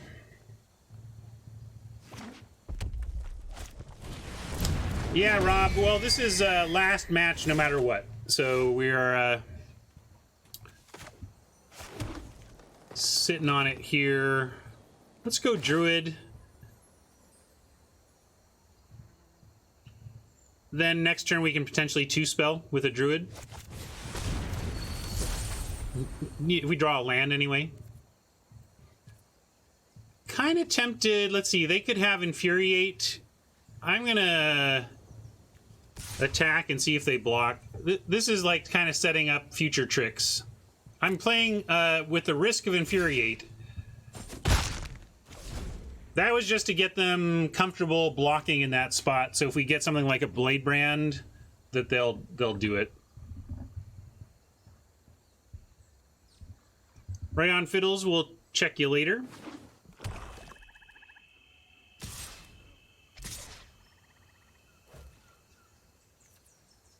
Yeah, no blocks. I guess we're racing. Not against that, we're not. How about Murder, Spider, attack for 4, and then figure out the future from there. We can actually go... Hey, I didn't draw the land, so we can't get the 2-spell. We can double spell without the land. How we... Oh, because we go... Oh, right. Sorry, we double spell... I did my math badly. So let's go... Oh, because I can't do it that way, right? Some say a rap burglar. We can't murder and double spell, though. Right? If we want to murder, though, we can't do it. Thank you for the sub.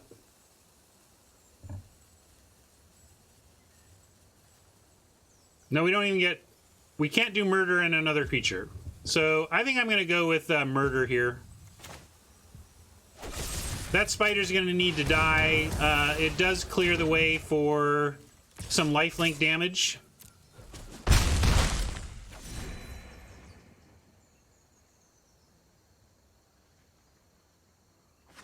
Yes, we could have two creatured. I chose not to. Figure that spider would have to die. And, oh, now I want the murder back. Yeah, that's rough. Let's see. Suppose it's only fair, though.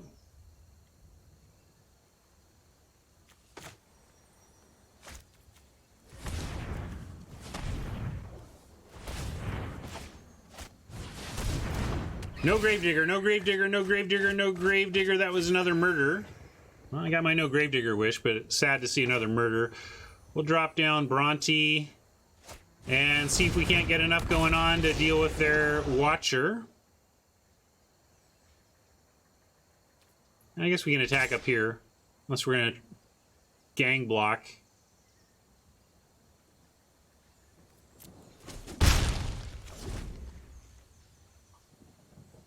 Gang block seems super dangerous. We'll see what we have to do here, though.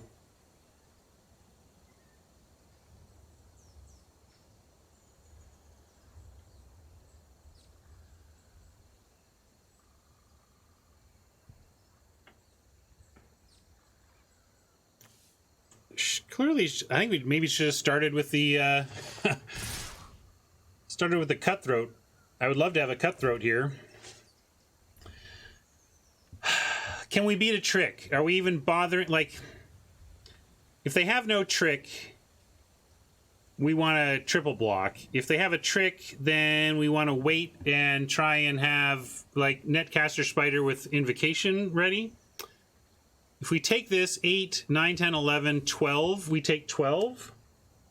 I think we got to take 12 and reapproach combat next turn with more stuff here. Although we could throw a block in front of the Spitfire and tempt them to use any tricks to take out that.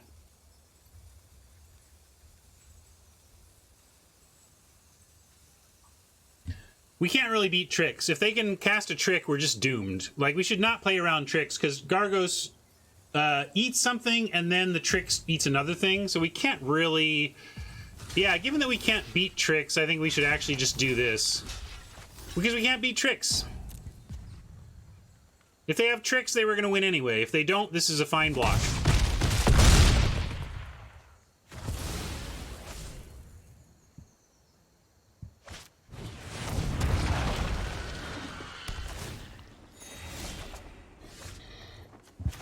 Okay, we have 1, 2, 3, 4, 5, 6, 7, so we can play Pattern Matcher and have Invocation.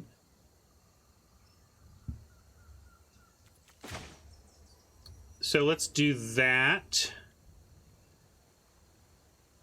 Over Netcaster, although Netcaster threatens the Spitfire. Okay, I think this is... I'm going to take the action because it shuffles the murder that was at the bottom of our deck. Like, we put a murder at the bottom, and shuffling it gets it back in the mix. And I don't even know where we're at, but we're going to pass the turn with no attacks and check blocks when we have them to make. But let's see, with 14 power, 1, 2, 3, 4, 5, 6, 7, 8, 9, 10... 11, 12. We don't have 14 power, so we need to chump one and kill the other, and then try to kill the other one on the next block.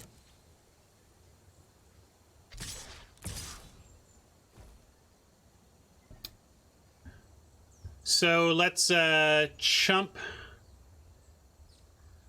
Wurstclaw with the Druid, and let's throw a million things on Gargos and invocate based on how this goes from here.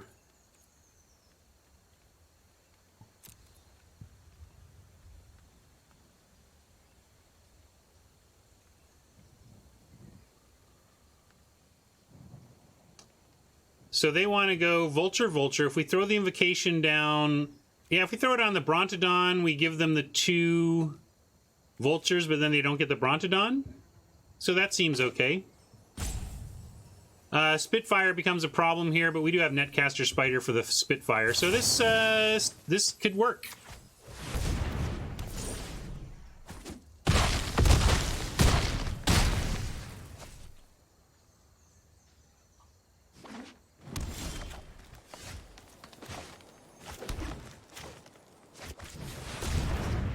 Technically stable. Technically stable. We'll see if it lasts.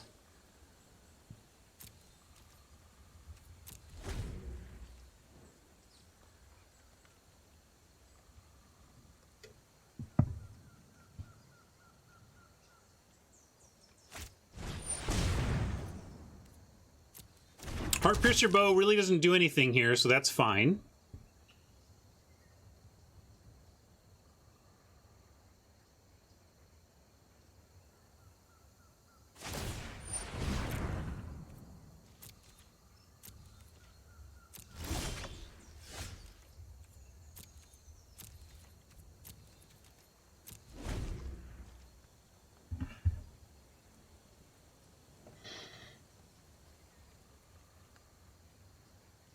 $16 cards to their 24 because of our heavy self-milling, but we do have our Gravedigger somewhere in the deck still. Yeah, we'll keep all lands now in case of Alter. Murder, you say? Let's get it on. We gotta go.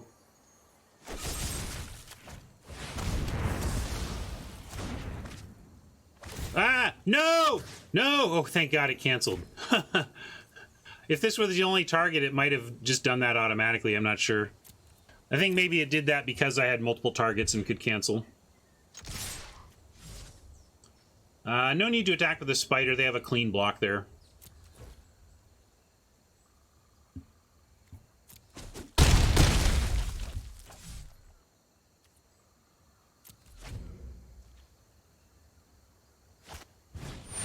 Silverback is good.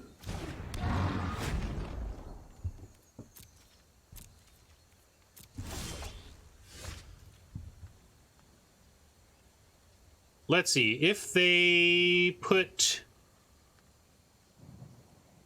We attack with Brontodon, they get to 1-for-1 Shaman for Bronte by blocking with the Spitfire. They draw a card off of that. Then we have Spider, Thief, and Matcher.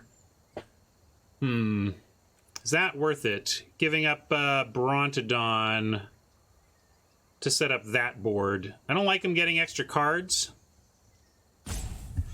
Yeah, we could play Thief and pass. There's still other...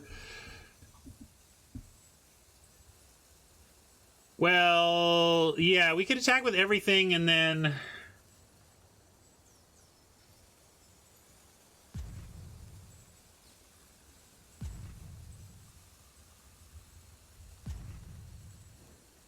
You like the attack?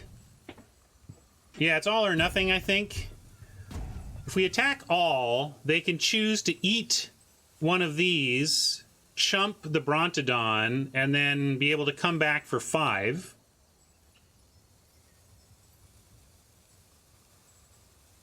Well, if they eat the Matcher,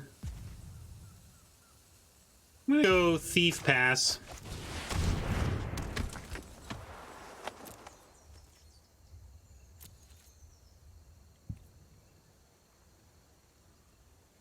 Yeah, that's true. We could crack with we could chump with the Thief on the crackback if they do that.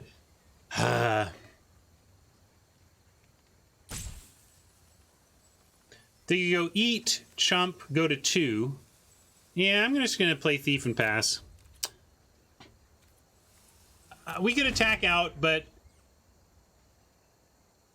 I don't like it. I think we have a better play to go long here. Although, does it change with the Thief now?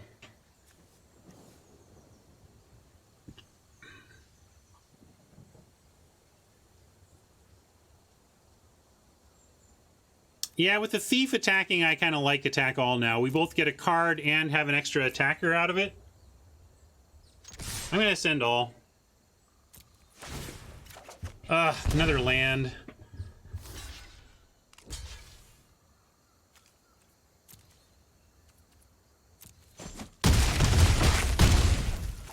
I mean, that's cool too, Oppo.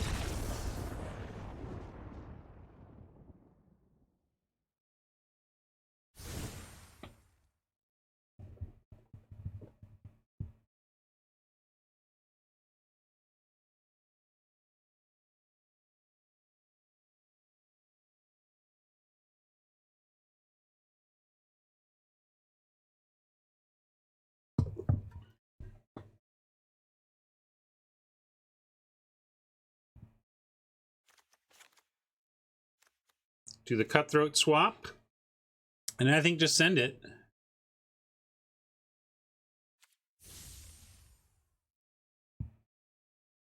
I don't know about Mind Rot.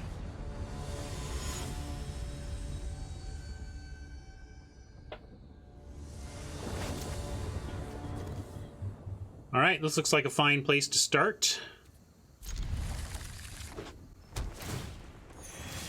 Yeah, Vamp against Bo is a real thing, but we're gonna give it a shot here. We'll see how much action we get from the vampire before it dies to a bow or an Ember Hauler.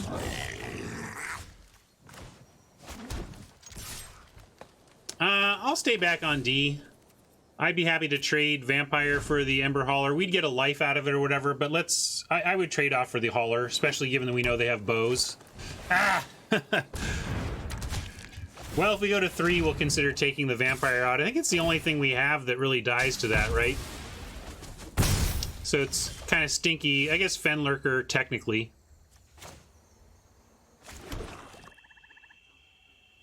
And we'll go Vulture here ahead of the Gravedigger.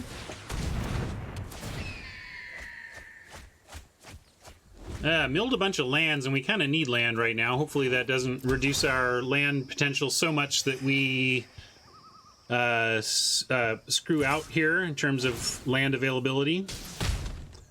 Definitely gonna take this trade, though. Whatever it's for.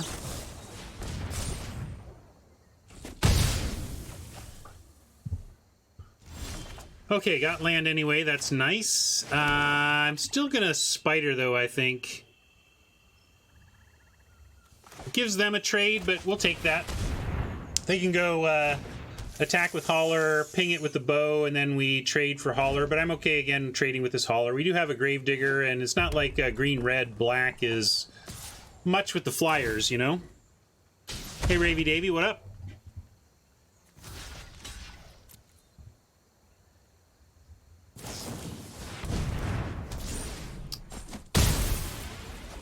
Might be concerning to get kind of 2 for 1 there, but we have murder, so it's actually not that big a deal. And we're gonna murder it now, though. I guess they get 2 damage to our face, but there's not much else we can do, so let's murder. Murder while the murdering's decent.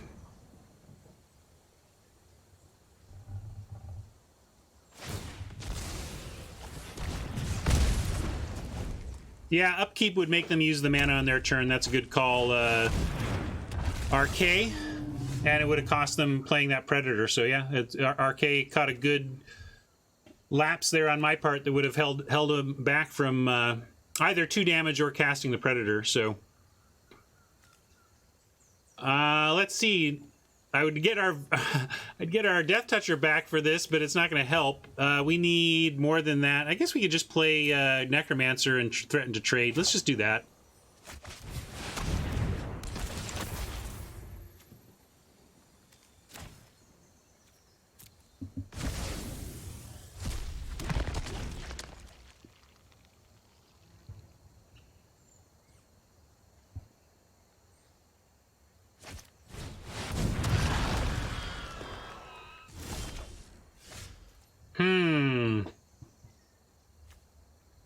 We can cast the Altar, but right now I don't think that's where we want to be. I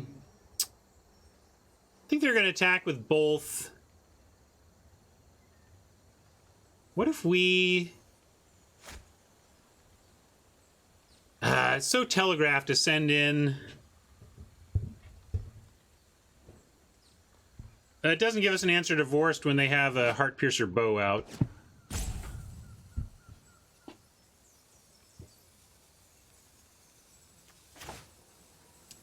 It's so telegraphed, though, right? I mean, I guess we do it.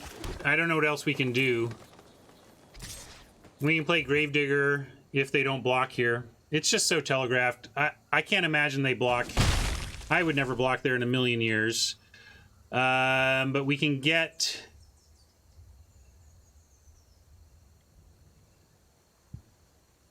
See, now I think we have to play Gravedigger just for the Vulture or the Spider, just to threaten the 6/5. So yeah, we have to do this.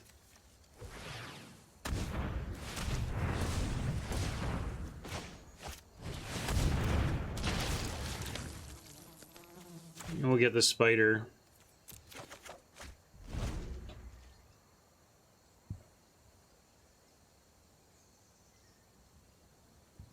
I don't know if they're ever going to play into the Cutthroat, no, but they may have to if we turn it around on them.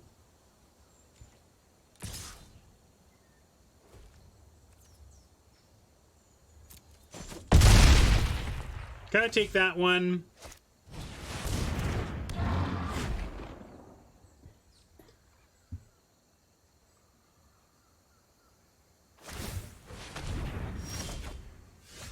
Fenlurker for their last card plus Spider or Cutthroat seems alright. What if we do this first even?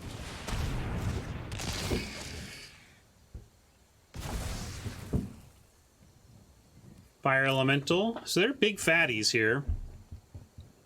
Let's see. What are our blocks if Spider versus Cutthroat?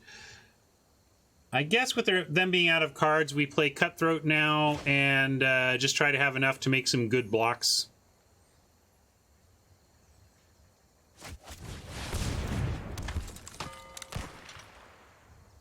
Yeah, didn't like saving for Pump. I think we just want power. We want beef on the battlefield to do what we can about theirs.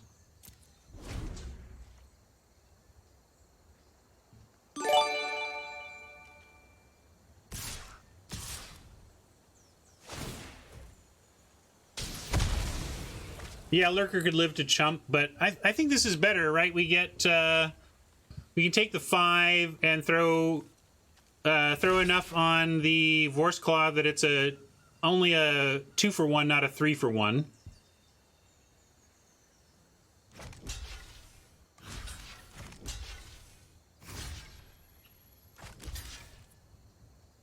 Gotta do this here.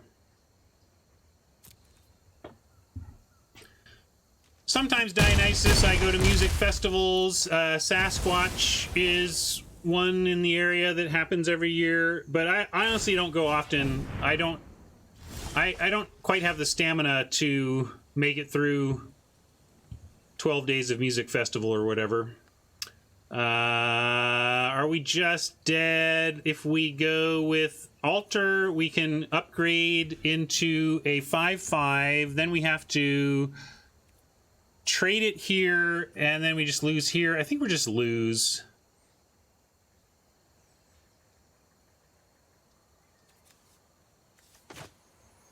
Yeah, I mean, we play Spider and we don't die next turn, but we're effectively dead. Like, we don't have... If we have the weight... If we could take down the Predator, we could, but we're just so dead here.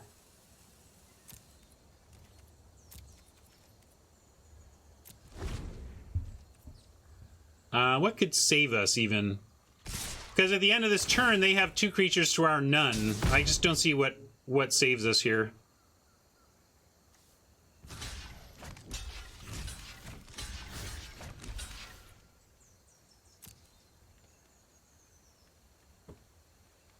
That's alright. We get to go to game 3 for all the marbles. It'll be good.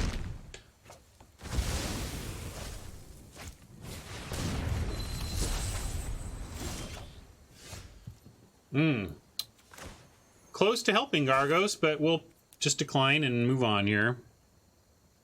Yeah, we're gonna swap out the Vamp. Although the thing is, the Vampire is good if they don't have the bow. They're playing huge ground fatties. Like, I kind of don't want to cut it, but I don't know what... It's rough. Maybe we do that and just bring the pattern matcher back. Little extra beef. We could play a Feral Abomination over Altar even. Vamp does not do the damage, D.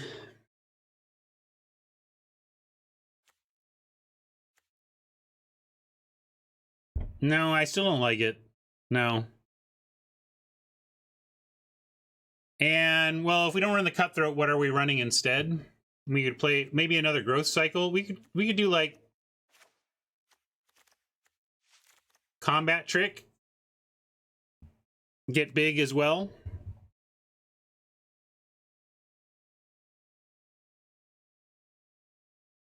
I think I like this. Oh, but I need to still cut something, huh?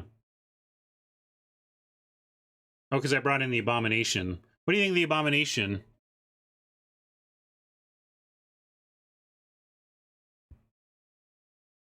The enchantment that's... Well... Yeah, I don't... Too much setup. I just don't trust this working the way we want. Yeah, I think we get rid of Altar. I like cutting Altar. Burglar's not great, but it does wear a Feral Invocation pretty nicely. 24 seconds here. We could also like cut something here to put back the Cutthroat. Maybe Cutthroat goes in, but for what? Now I'm just gonna run this.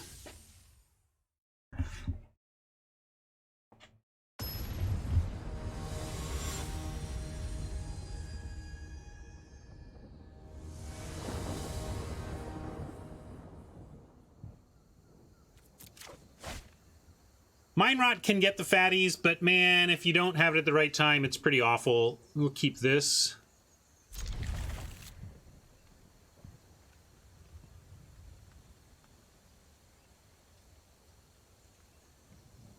This is exciting. Maybe we'll get 5 wins. Maybe we won't. I'm happy already. 4 wins after starting with a loss is fantastic, no matter what your deck looks like.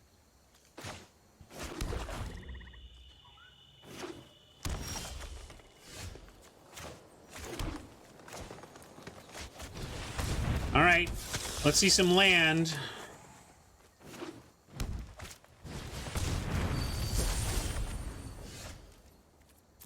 Well, hopefully they run this block. Great, thank you. So important that they made that block. So important for us to find a land. Didn't find one yet. Come on. Well, at least we're not discarding yet.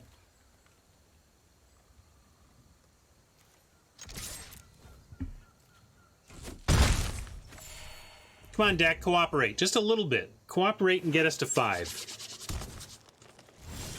Okay, that's a start. I'm going to call that tacit initial cooperation.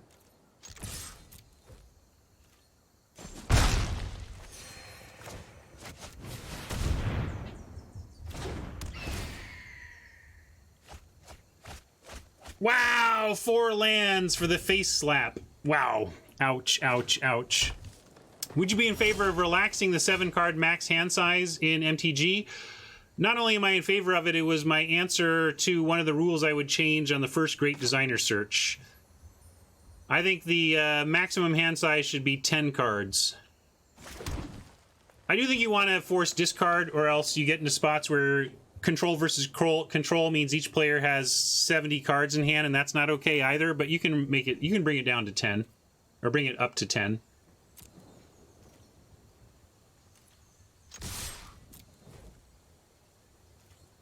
You want 10 instead of 7 Dionysus, because one of the worst feelings in Magic is mana screw losses, and mana screw losses in which the only thing you do during the game is decide which things to throw away before dying is super miserable.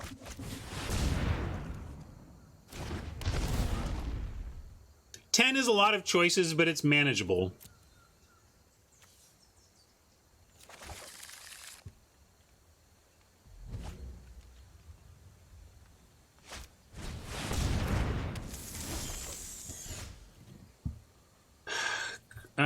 this is fine. We're gonna growth cycle our way through the old spider.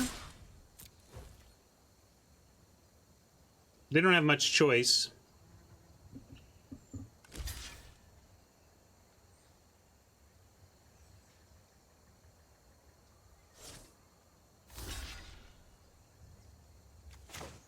Still start with 7, though, yes.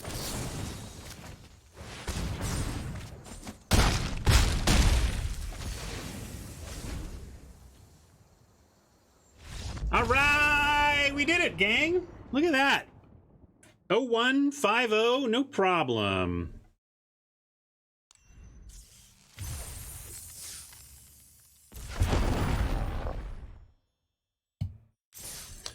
Gonna claim this prize. Sweet, sweet, full prize. Go open some packs. Thank you, Rob. Appreciate that cheer. And I'll take any remaining questions we want to talk about before I get off the air.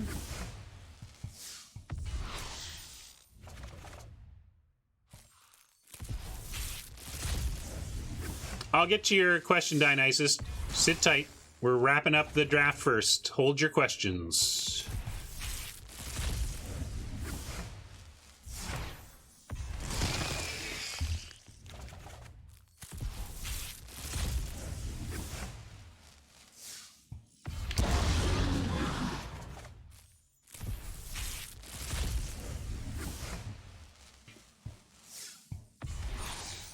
All right.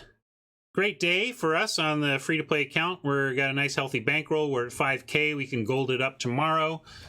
And we came back from a first-round loss to rattle off 5 straight and get it done. Dionysus wants a progress check. We can do that. Let's look at Vault. I'm not going to bring it up on my screen. I'm just going to read it to you. But our completion level I'm not going to bring it up for you to see. I'm going to bring it up on my screen. On M20, we are 26 of 84 on Mythics, but really 30 is the halfway point. So we're almost halfway on Mythics, and Rares we're at 166 of 212. So you can do the math there. We're really closing in on our 4x of Rares, so that's pretty good. And I'm going to close that window, and now I'll say farewell to our YouTube users. Thank you for viewing there. Oh, if you made it this far on YouTube, I should mention this up front next time. I tried putting in timestamps for the individual games and matches, but it added too much extra work on my part to justify including it. If people find it valuable and you're up for it and you're a YouTube viewer and you want to mark, anybody can do it. You can comment in the comments with a number format, and it'll timestamp to that video. So if you want to add your own timestamps, I'll put them in the notes afterwards. I just don't have time to do it every video. Sorry. So anyway, thank you for watching, though. See you, YouTube.